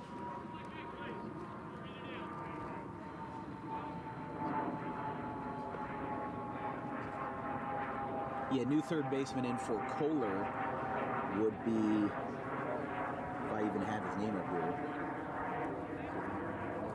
Maybe if I have it.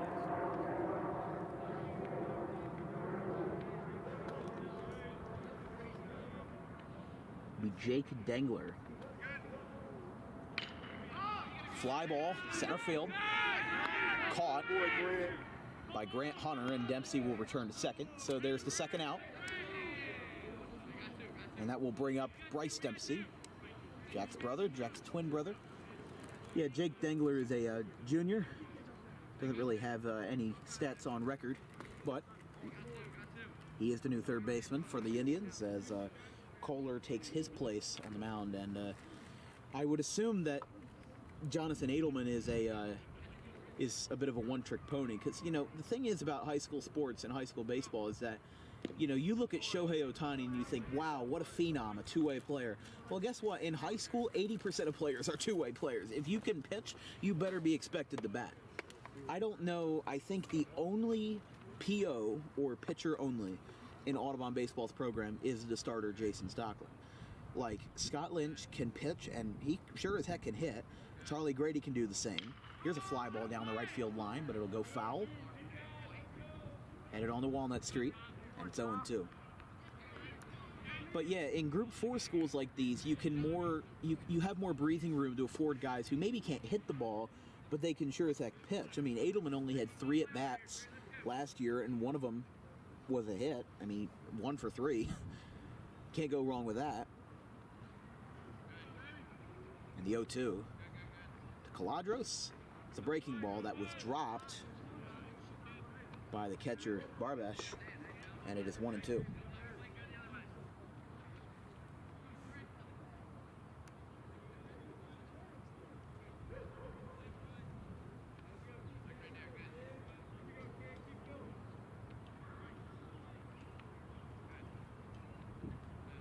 One and two.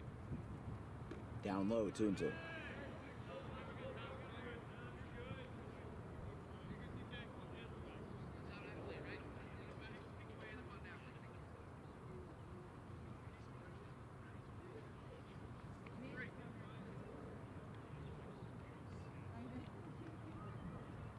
Two and two. Tapper out towards second. Miowski is there, and the inning is over. Lenape leaves Audubon with a runner on second base, and we'll go to the top of the fifth here. 2-2 tie game here from Hank Greenberg Field in Audubon.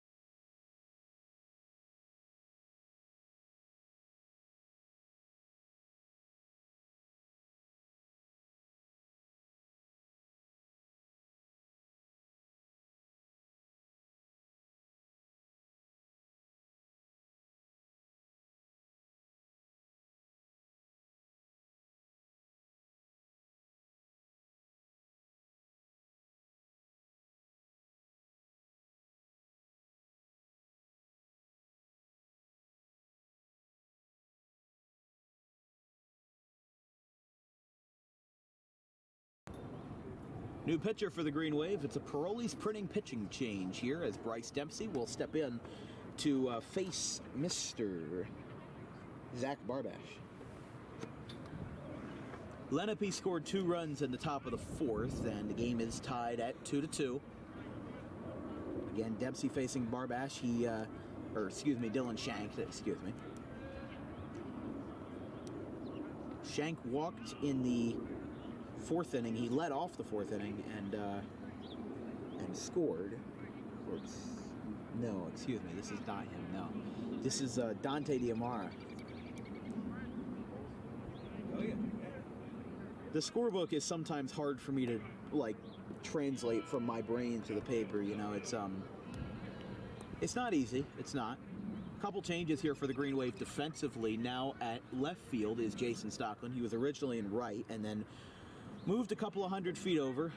Joey Slavin has moved from first base to right field, and Gabe McCracken has moved from the mound to first base, so a relatively short commute for him. I guess if I ever got big enough, we could do defensive changes presented by SEPTA, you know? And here's the commute from the pitcher's mound to first base. It's 3-1 to Dante Diamara. Facing Bryce Dempsey, the junior, as there's a swing and a miss, and the count runs full. Everybody stretching their legs, getting a little bit warmer out there. It's a beautiful day here in Audubon.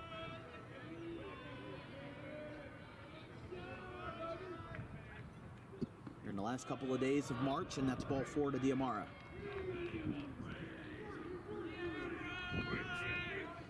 So this will now bring up Miyoski. There will be a couple changes later in the order, so Kohler will not hit for the rest of the game, it looks like. It looks like after that it will be, Dangler, Jake Dangler.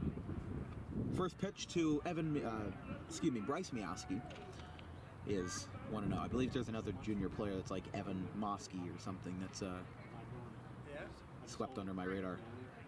This is easy. I don't have that fear.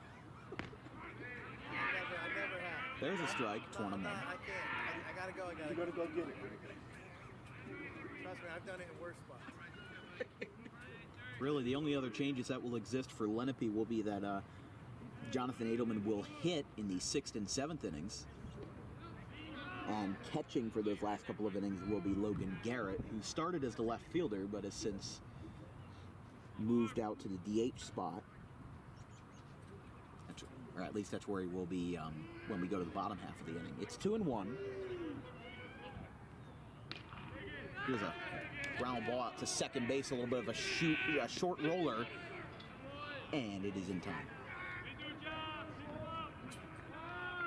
So ground out by Miyoski, and this brings up Zach Barbash, who struck out twice. Right now, the only runner that stands is Dante Diamara on second base, who walked. Ben Warren. Excuse me? Ben Warren, excuse me. Apologies. We have a Lenape fan out there who knows more than I do.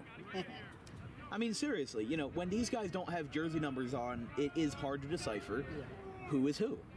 And this is, I don't think this is Zach Barbash. Or, we'll have to take a look here. I don't know. Yeah, that's not Zach Barbash. Do you know who that is at the plate? Ben Warren. Oh, Ben Warren's at the plate. Yeah. Oh, I thought you said he was on second base. My bad. That's Miyoski on second. Okay, so Miyoski is on second. All right. Yeah, when they don't have their jersey numbers, I mean, it's... Impossible. Yeah, it is impossible. I mean, if I was behind home plate, maybe it would be a little bit clearer, but I don't want to be behind home plate. Yeah, then we wouldn't have a good view. Yeah, well, especially with the netting, you know, it's really nice being out here, you know, kind of being just in the atmosphere of the game and being immersed in, you know, what exists out here. I mean, we're 350 feet or so away from home plate. I mean, the camera makes it look like you're right on top of them, but, you know, that's really just not the case. We are far away. So like the fan to my right said, Ben Warren is at the dish. And Bryce Miyoski is on second base.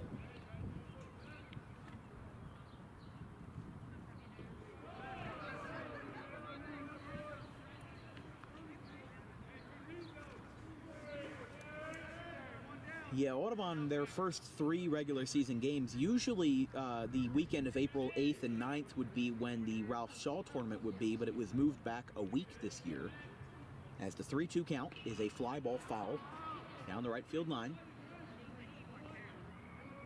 and on the walnut. But yeah, it's the 15th, excuse me, I think 14th and 15th this year.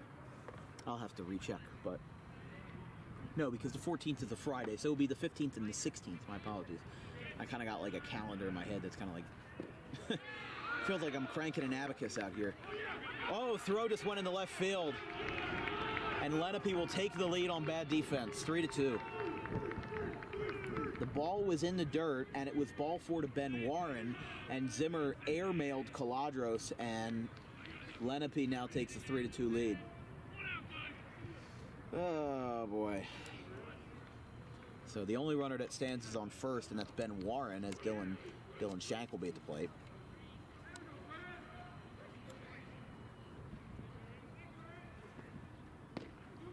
That's Grant Hunter.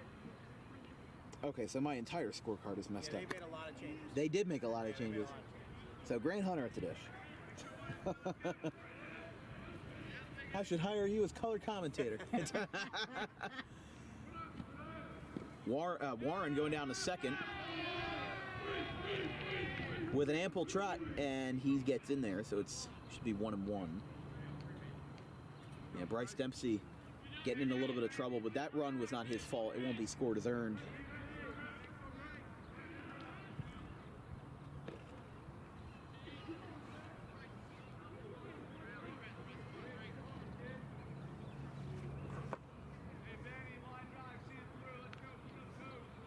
So now it's 0-1. It should be. It should be 1-1. Swing and a miss by Grant Hunter. And it is now 2-2. They just updated the scoreboard.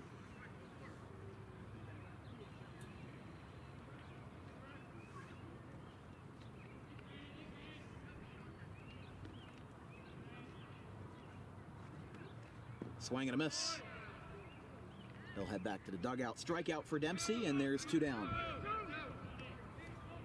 Is that the first strikeout since Stockton? I don't know, honestly. Been a while. Yes, it would be. It would Yeah. be the first. I was gonna say it's been a while. Sonny Rich. Sonny Rich? Sonny Rich. Batter. All right, yeah. And that one will go to third. So Ben Warren moves up 90 feet. Yeah, Coach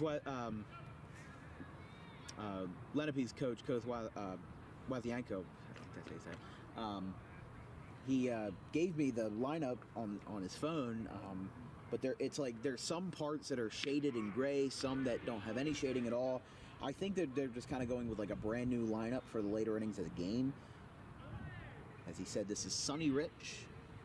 And it's preseason, so they're gonna make a lot of changes and test things out. Yeah, I'm surprised Sonny Rich is batting because I don't see the sun right now. It's pretty cloudy out. That's fun. It is funny. No, it's not. Oh, come on. I laugh. Come on. I don't make jokes about that kind of stuff like in spite of the players. I do it to have fun, you know? A little bit of a dad joke, though. Yeah, it is a dad joke. It's what I specialize in. 2-2 to Sonny Rich.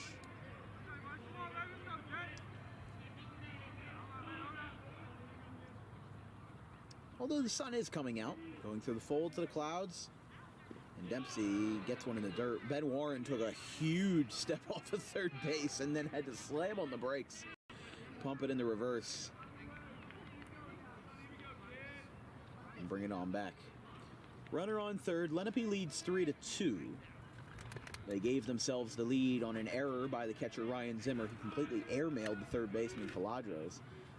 And there's a swing and a miss. Dempsey K's 2, but the lead is surrendered to Lenape.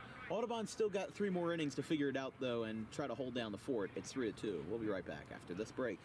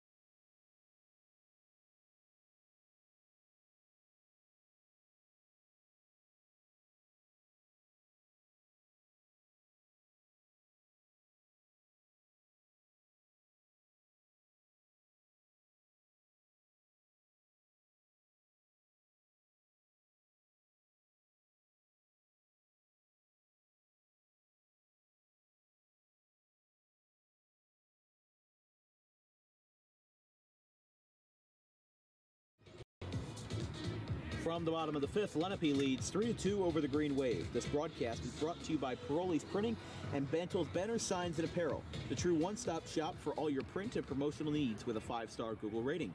If you need graduation, lawn signs and banners, flyers, A-frames, business cards, or envelope done right, this is the place for you. So give them a call. Paroli's Printing and Bantel's Banners and Signs. Tommy Kohler getting his second inning of work in for the Lenape Indians, and his first batter will be Trent Bannell, who thus far is technically 0 for 0 because he walked his first time up, so it's 1-0.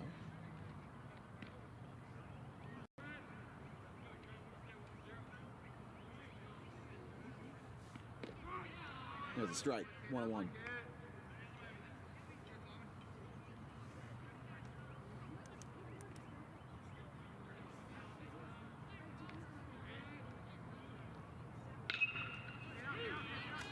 Ground ball to short. Throw across the diamond is in time, beating the throw.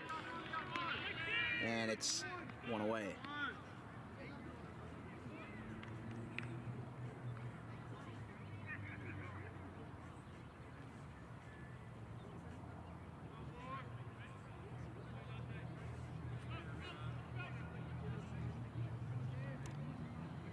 Here's Gabe McCracken. Don't forget, fans, that if you're looking for more baseball, Audubon, Dan Wilkins Broadcasting will be covering 10 games over the course of the weekend for the Thank You Classic. 2 games on Friday in Pittman, that will be April 28th. 4 games on Saturday in Franklin Township, that will be on April 29th. And then 4 games on Sunday at Joe Barth Field in Brooklawn on April 30th. It's 1-0 to McCracken. Breaking ball in for a strike. Yeah, that'll be really fun. I mean, Audubon will be a part of it. Audubon will be a part of it. And that's not just the reason why I'm doing it. You know, I've created a good partnership with Bill Gore. As there's a strike, he's the organizer for the Thank You Classic. He's an assistant coach at Gloucester Catholic for baseball. So, you know, he's got great experience under his wing, and just the fact that he was willing to let me, you know, cover this much baseball, you know, very nice of him to give me this opportunity to get so much extra exposure for the whole state of New Jersey. That is a ball, 2-2 to McCracken.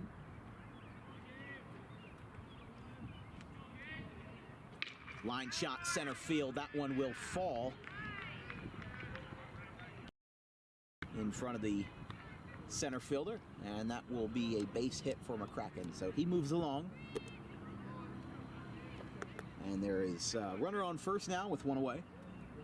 And this will bring up Tyler Weltzing.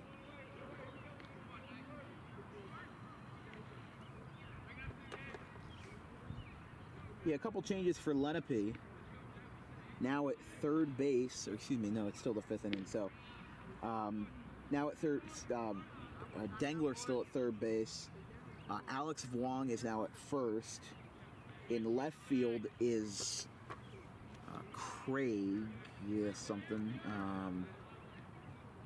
Let's see if I have it up here. I might not from this year.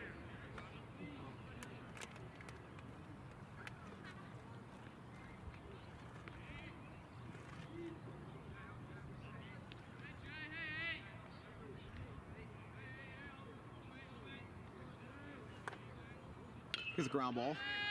Out towards third. Out to second, and he lost it on the transfer, so he will be safe. Excuse me, that was Jason Stockland who got aboard, so they didn't bat him the first time, and then they did the second time. So that's probably because he's not on the mound anymore. They bat Stockland, and because he dropped the ball and not on the transfer, so now at second base will be Gabe McCracken, and at first will be Jason Stockland.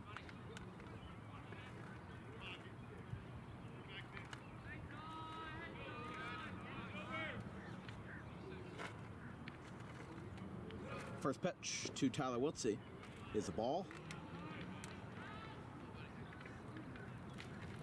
Ethan Craig is the new left fielder for Lenape. new center fielder is Kari Rhodes, who moves from right to center. And now this pitch gets away. Both runners will move up, and not a contest from the catcher for Lenape. So that will be. Speaking of, the new catcher is Logan Garrett, moving from left field to catcher. Still at shortstop is Dante Diambra, and Evan Miowski still at second base. So a lot of changes for the Indians. Ground ball, foul. I believe it's 2-1.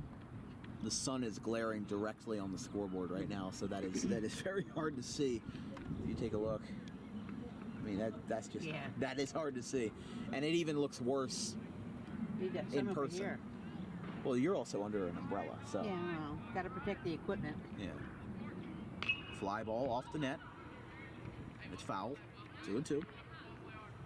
Yeah, we'll give you the rundown in just a second, but 2 games on Friday is Gloucester City and GCIT at 4 o'clock, and then Collingswood at Pittman at 7 o'clock. Now, Collingswood got moved down in the Colonial Conference this year from the Liberty Division, which is mostly Group 1 and 2 schools, to the Patriot Division, which is explicitly Group 1. So that is why Audubon is playing Paulsboro twice, on opening day and also on May 9th, and only playing Collingswood once on April 20th, because they switched spots. And Paulsboro, I mean, they almost won. I believe they were South Jersey Group 1 champions. Or excuse me, they made it to the Group 1 final. But still, it still should not be forgotten that Paulsboro had an amazing season last year and were able to make it so far, you know, that it shouldn't be forgotten. Saturday's games, as Wilty takes ball 4. So now that loads the bases. I mean, this is going to be real interesting for Charlie. Here's the first pitch. Inside. Oh, breaking for the plate was McCracken, but he thought better of it at 1-0. Yeah, Saturday's games will be Audubon and St. Joseph's Hamilton at 10 a.m., Egg Harbor Township and Shawnee at 1, Bishop Eustace and Ferris at 4 o'clock. Ferris is a school based out of Jersey City. And 7 o'clock will be Bishop Eustace and, Sterling and King's Christian. Yes.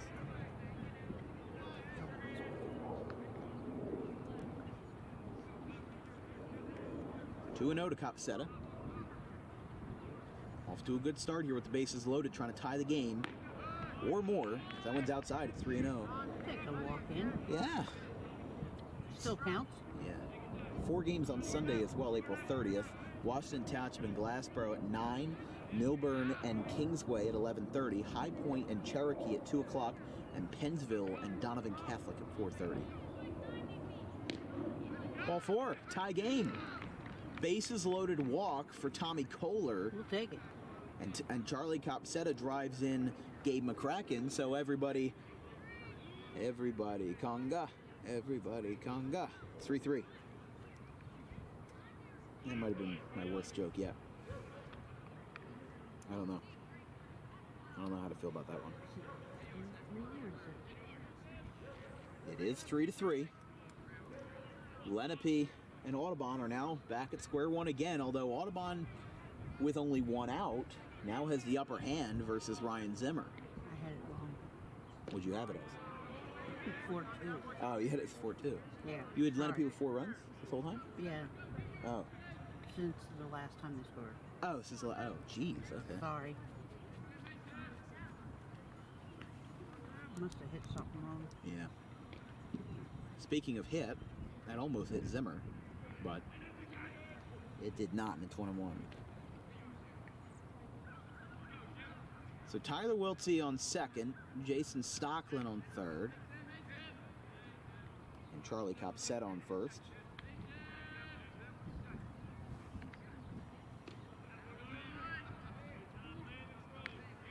And now it's 2-1. You got to imagine Lenape's trying to slow down the momentum a little bit, you know. Don't go so fast. I mean, Kohler's not necessarily a fast pitcher to begin with, but just the fact that, you know, he's got to get his rhythm and command. Like that's also upstairs, and it's 3-1.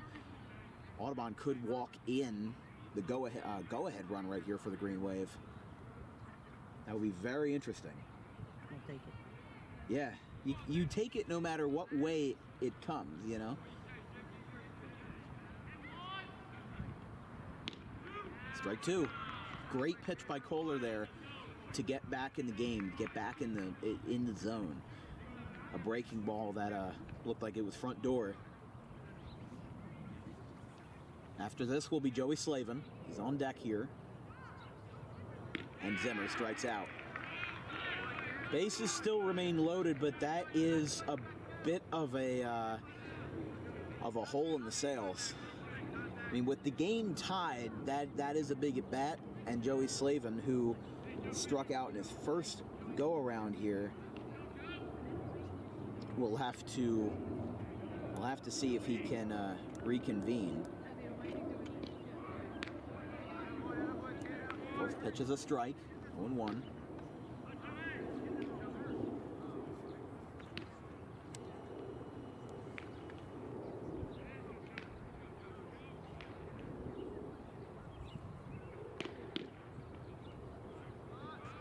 Wow.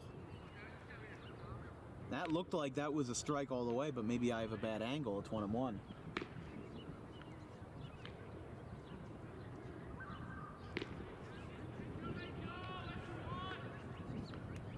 In the dirt. 2-1. The best thing Joey Slavin can do right now is that until he gets to 2 strikes, do not lift the bat off your shoulders.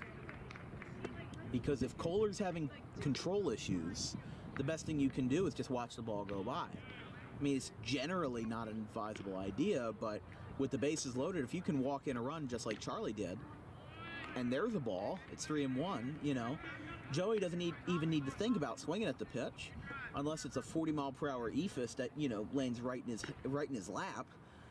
Then he doesn't need to worry about it. You know, it shouldn't matter that he struck out versus Adelman. If he can walk here, as he fouls that one back to the screen, a little bit of protective mode there, which is fair.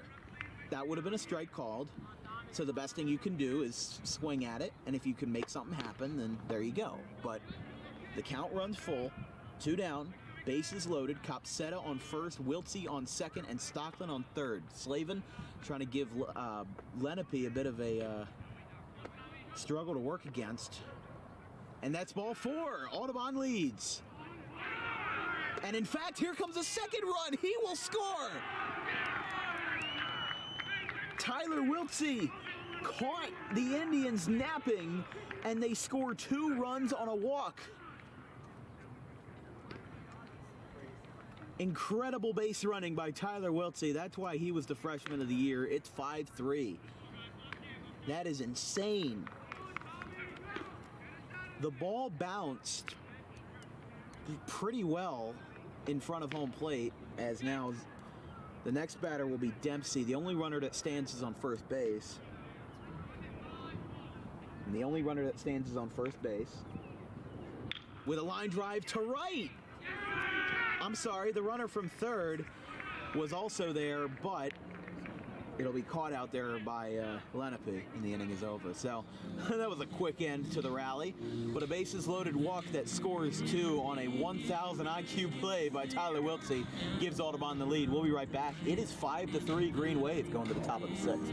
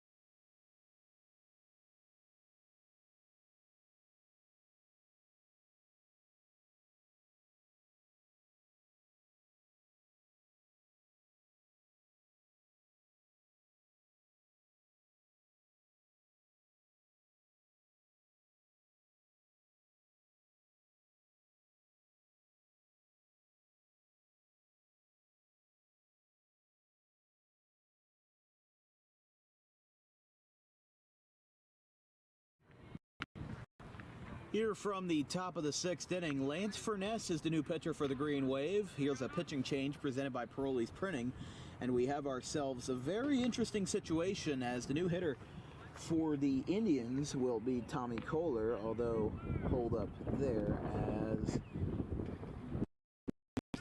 Jake Dangler at the dish for the Indians.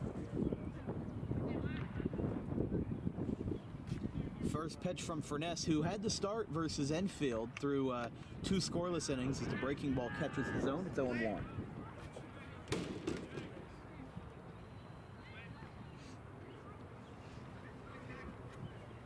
Five to 3 Audubon over Lenape. And a swing and a miss. 0-2. I mean, Furness, again, proving once again that he should 100% have a varsity spot this year. He's just so underrated on this ball club. There's a swing and a miss. Throw to first. Caught by McCracken. A little bit of a rainbow throw, but it's still going to count the same. To Jake Dangler. And there's one away.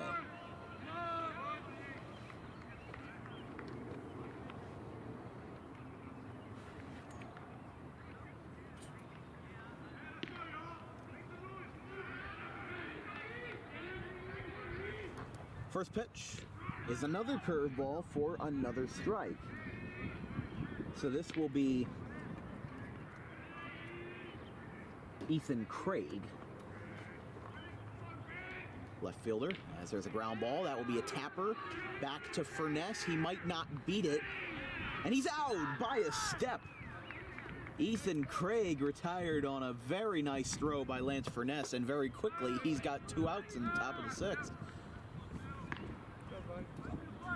I mean, I don't know if Lenape's having a bad game or if Audubon's having a really good game. I honestly cannot tell.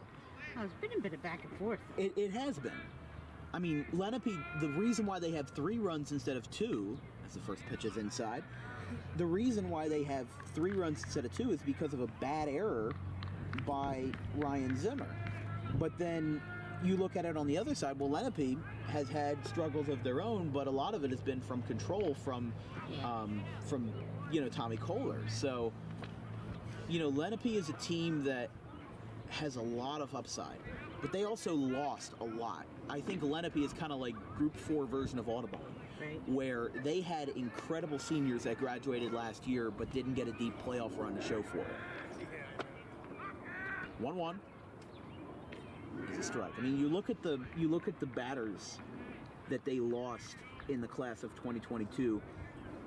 They lost Max D'Alessandro, Landon Friedman. They lost Justin Figueroa, Ari Miller. There's a pop-up. We'll talk about that later as Dempsey gets under it, makes the catch. Lance Furness, 1-2-3 inning, continuing to dominate the show. He holds Lenape hitless for 3 batters. We go to the bottom of the 6th, moving along pretty quickly here. 5-3 Audubon.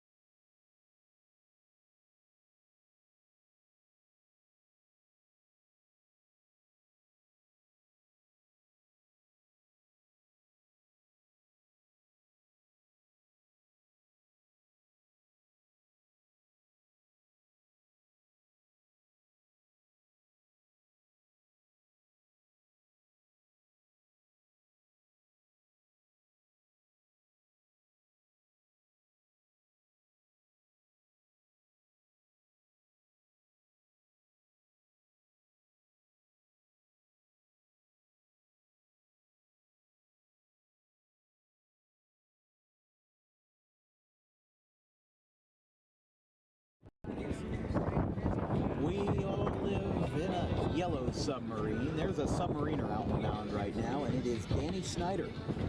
He's going to pitch here for the Lenape Indians in the bottom of the 6th after a couple of innings by Tommy Kohler, excuse me.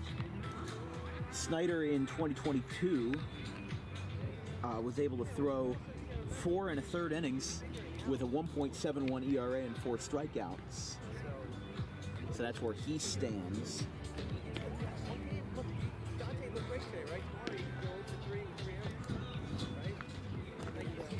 And he will face Zimmer.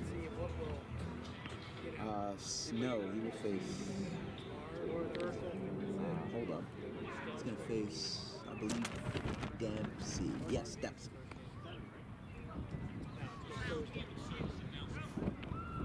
Kids go on the trip. You should know that. You make a senior, right? Yeah, they come back and then, hey, next day, play a game. You come back Allow me to reintroduce myself. My name is When I first got my permit, I always used to play that song HOV when there was a high occupancy vehicle playing on the interstate. There are only a couple interstates that have them, like some near Pittsburgh. But first man for the Green Wave in the bottom of the 6th will be none other than Nick Caladros. Yes, so Caladros now getting a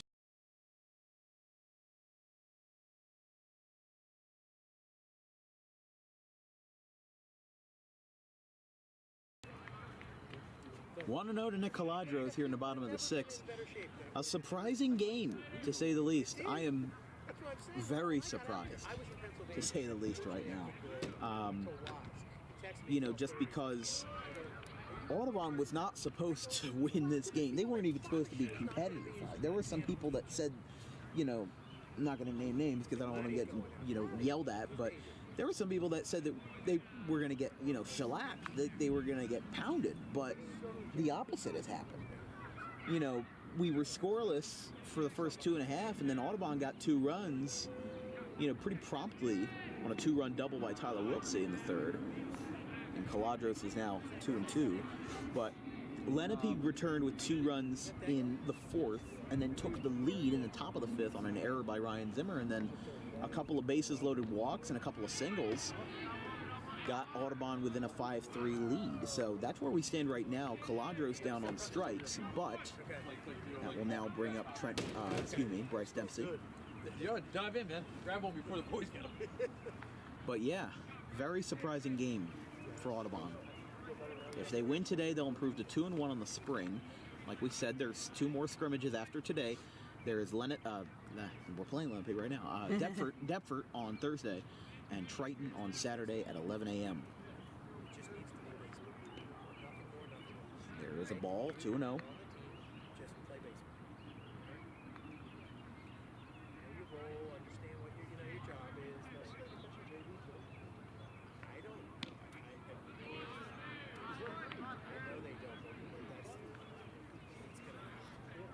Two and 1.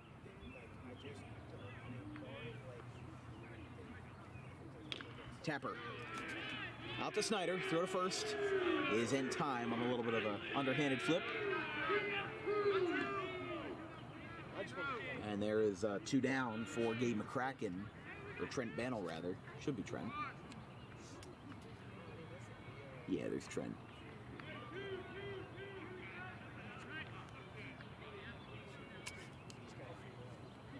Last time we were in a situation like this, game was called in the bottom of the 6th versus Enfield. It was 12-6, but so the game had run a lot longer than this one. I think it ended probably around 7 o'clock, and right now we're at 6:13, so we're probably better off. But the birds are chirping, and spring is in full swing here from the Hank Greenberg Field. Chopper over the head and throw to first is in time. 1, 2, 3 for Ricky Snyder, and the inning is over. We go to the top of the 7th. Audubon 3 more outs before they can capture an upset win over Lenape. We go to the top of the 7th after this.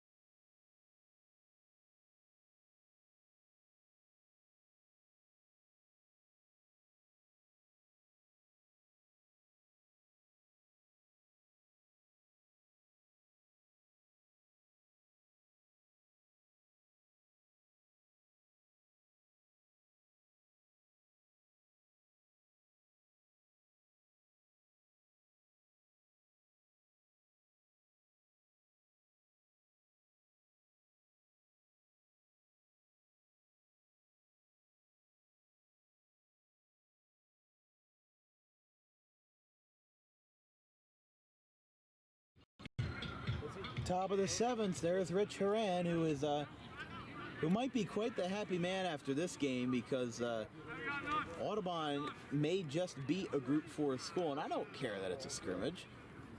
This would be great if Audubon can show that they still have the power after even losing, Xavier Massey, Isaiah Pinckney, and the 2 ERA leaders in the Colonial Conference. I mean, that's huge. That would be absolutely huge. The 0-1 from Lance Furness is a fly ball, popped up right side, and it'll go into the street. Oh my gosh, look at these guys. Oh, where are they? I lost them. They went so fast, I lost them. Here we go.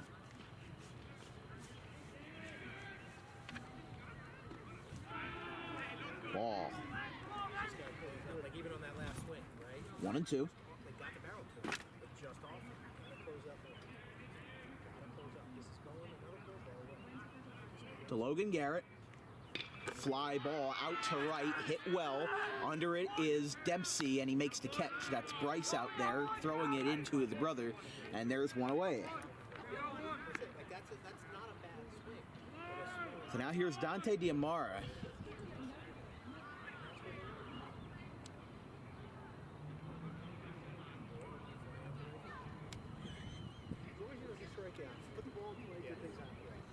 Just hit the 2-hour, 30-minute mark. Doesn't feel like it. Pretty quick game. I think we also started the live stream at like 3:45, so it might have been a little early, but still. 1-0. Of course, the sun is out and giving a terrible glare on the scoreboard. Ground ball to third. It might not matter. Here comes the throw to first. It is in time. Diamara is out, and now the last chance for Lenape is Bryce Muskie. So Audubon could very well be going home happy today. UPS plane flies very low overhead. Just trying to deliver a package on our porch. Man, that's low. That is low. Whew. Speaking of, that ball was low. It's 1-0.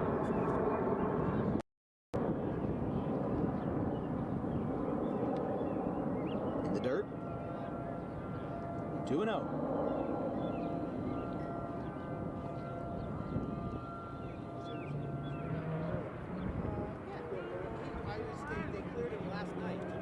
If Audubon wins this scrimmage, they would 100% have a lot of great momentum going into Thursday. As there's a strike. Should be 2-1. Down to Bryce Muskie. In the dirt, 3-1.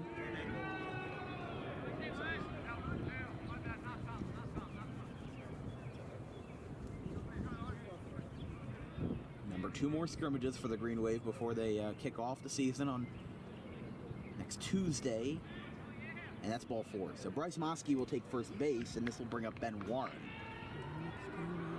Thursday. Next game is Thursday.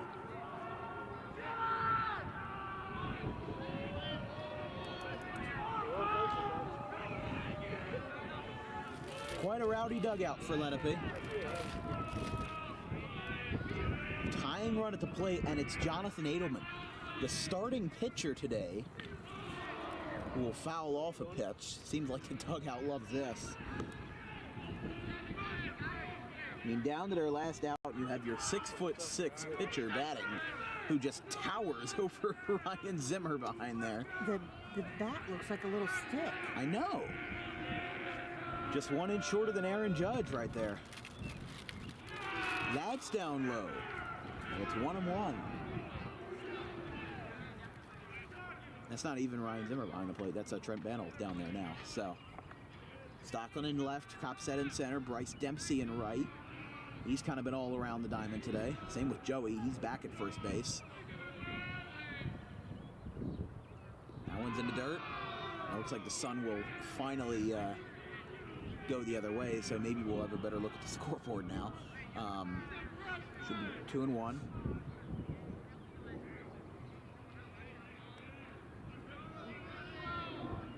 Yeah, Wiltsey has really stayed there at second, at short rather. It's inside, going down to second base. And the throw is offline, and going to second is Miyaski. So now Edelman, now with the count in his favor, it's 3-1. He is the tying run. After this would be Dylan Shank, if my card is correct. Although, you know what, he's done. So it would then be Ben Warren. It would then be Ben Warren. Ball 4. Edelman walks. And he almost hit his teammate with the bat. He threw it down the first base. Almost hit his teammate with the bat. Now the go-ahead run is Ben Warren. So that will be an interesting situation, as Wade Geis will now go out to talk to his pitcher, Lance Furness. In a bit of a jam here, 2 runners on and 2 out. Furness recorded 2 quick outs, with Logan Garrett having a fly out to right and Dante Diamara grounding out to the third baseman Caladros. But now a walk, a stolen base, and another walk to Jonathan Edelman have now made things a little bit shaky.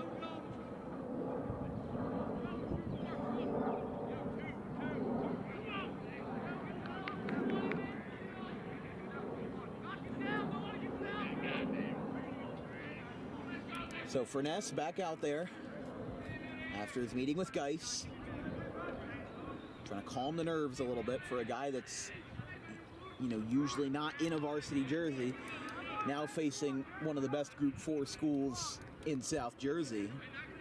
I think he's going to have to get used to it, because if he's going to pitch like that, I think that we're going to use him several times this year. I agree. Down low. Now's a good time to shake out the nerves. It's 2-0 to Ben Warren. 2 runners on, and if Lenape were to make a comeback, this is the last chance they have. 1 more out, and Audubon will be going back to the locker room with smiles on their faces. Strike 1. The scoreboard's giving me a terrible glare. I mean, like I said, that's the best I got. I can't see. Can't see a single panel on that thing. So we're kind of guessing the count right now. It's 2-1, should be.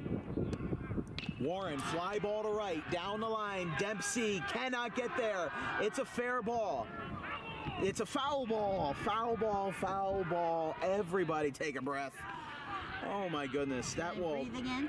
Yes, that ball just landed foul by a couple of feet at the most. I mean, I don't have a necessarily good angle of that, but that is the closest that you can get to mini heart attack right there. Yeah, I was holding my breath. 2-2. Ben Warren at the dish. On first base is Jonathan Edelman. At second, and there's a fly ball to right. This one is surely fair, and it's down. Dempsey lost it in the sun. It goes through his legs. 1 run scores. Edelman's coming around third. Here comes the throw to the plate. It is not in time. The ball gets away, and it's 5-5. Lenape has tied the game down to their last strike. A 2-run double, actually a triple for Ben Warren. And it's 5-5. Grant Hunter now. Runner on third for Lenape. Derek Aub, excuse me. Derek Aub is at the plate. A-U-B. First pitch is a strike. So Ben Warren, who replaced Zach Barbish, tied up the game on a fly ball to right as the count is 0-1 to Derek Aub. He had to turn his shoulder a little bit, but that one's inside 1-1. Ben Warren hit a fly ball to right center that fell in front of Bryce Dempsey. He bobbled the ball a little bit, and it had time for both runners to score. And it's a foul ball down the right field line.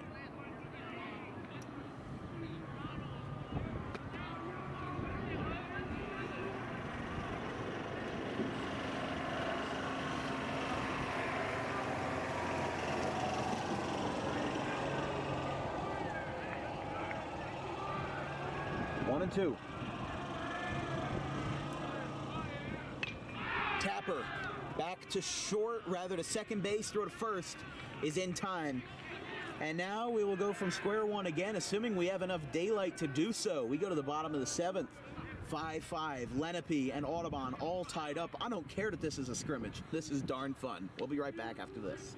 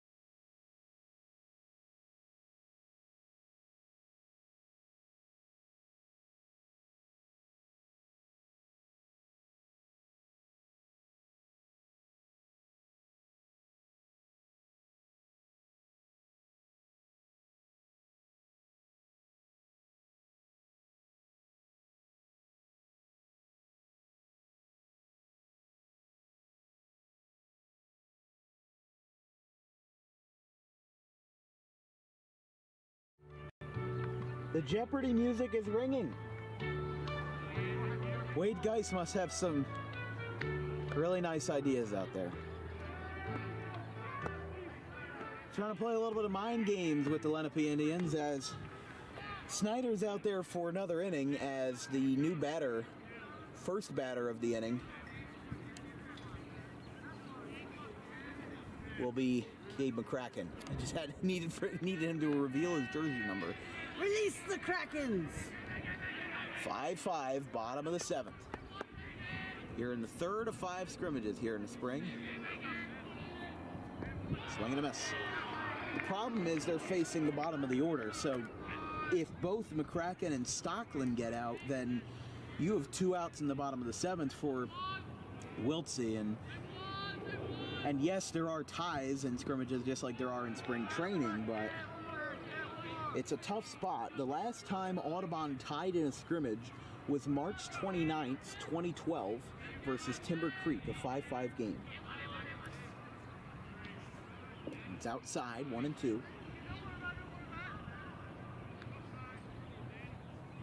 What? Why? You can't remember me asking you to take the trash out yesterday, but you got stats for 2012. Well, I'm looking at my spreadsheet. I wouldn't have been able to get that off the top of my head. It's upstairs. I would imagine that a 7-inning tie would be a lot easier to accomplish than like what happened with Kingsway and West Deptford last year. There was a game between Kingsway and West Deptford that ended in a 14-14 tie to the darkness. That wasn't last year, that was 2021, my apologies. But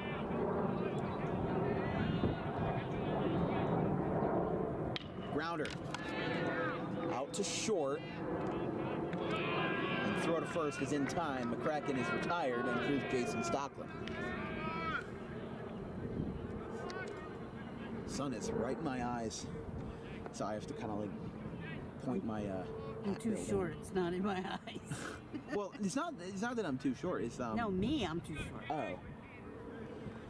You're also protected by the fence and all that.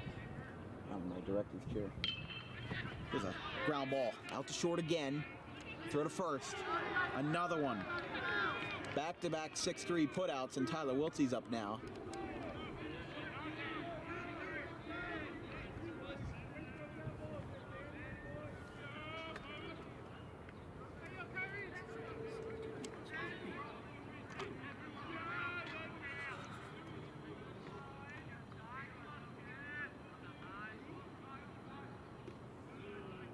Ball one. Will they go extra innings on a? I would doubt it. Scrimmage? I would doubt it, honestly. Yeah. So this might be the last time. Again, would be 11 years that we've seen a tie in Audubon baseball. Here comes the throw to first, and it is tagged in time. Wiltsey is retired. Everybody's clearing the dugout, so I would assume that maybe they're done.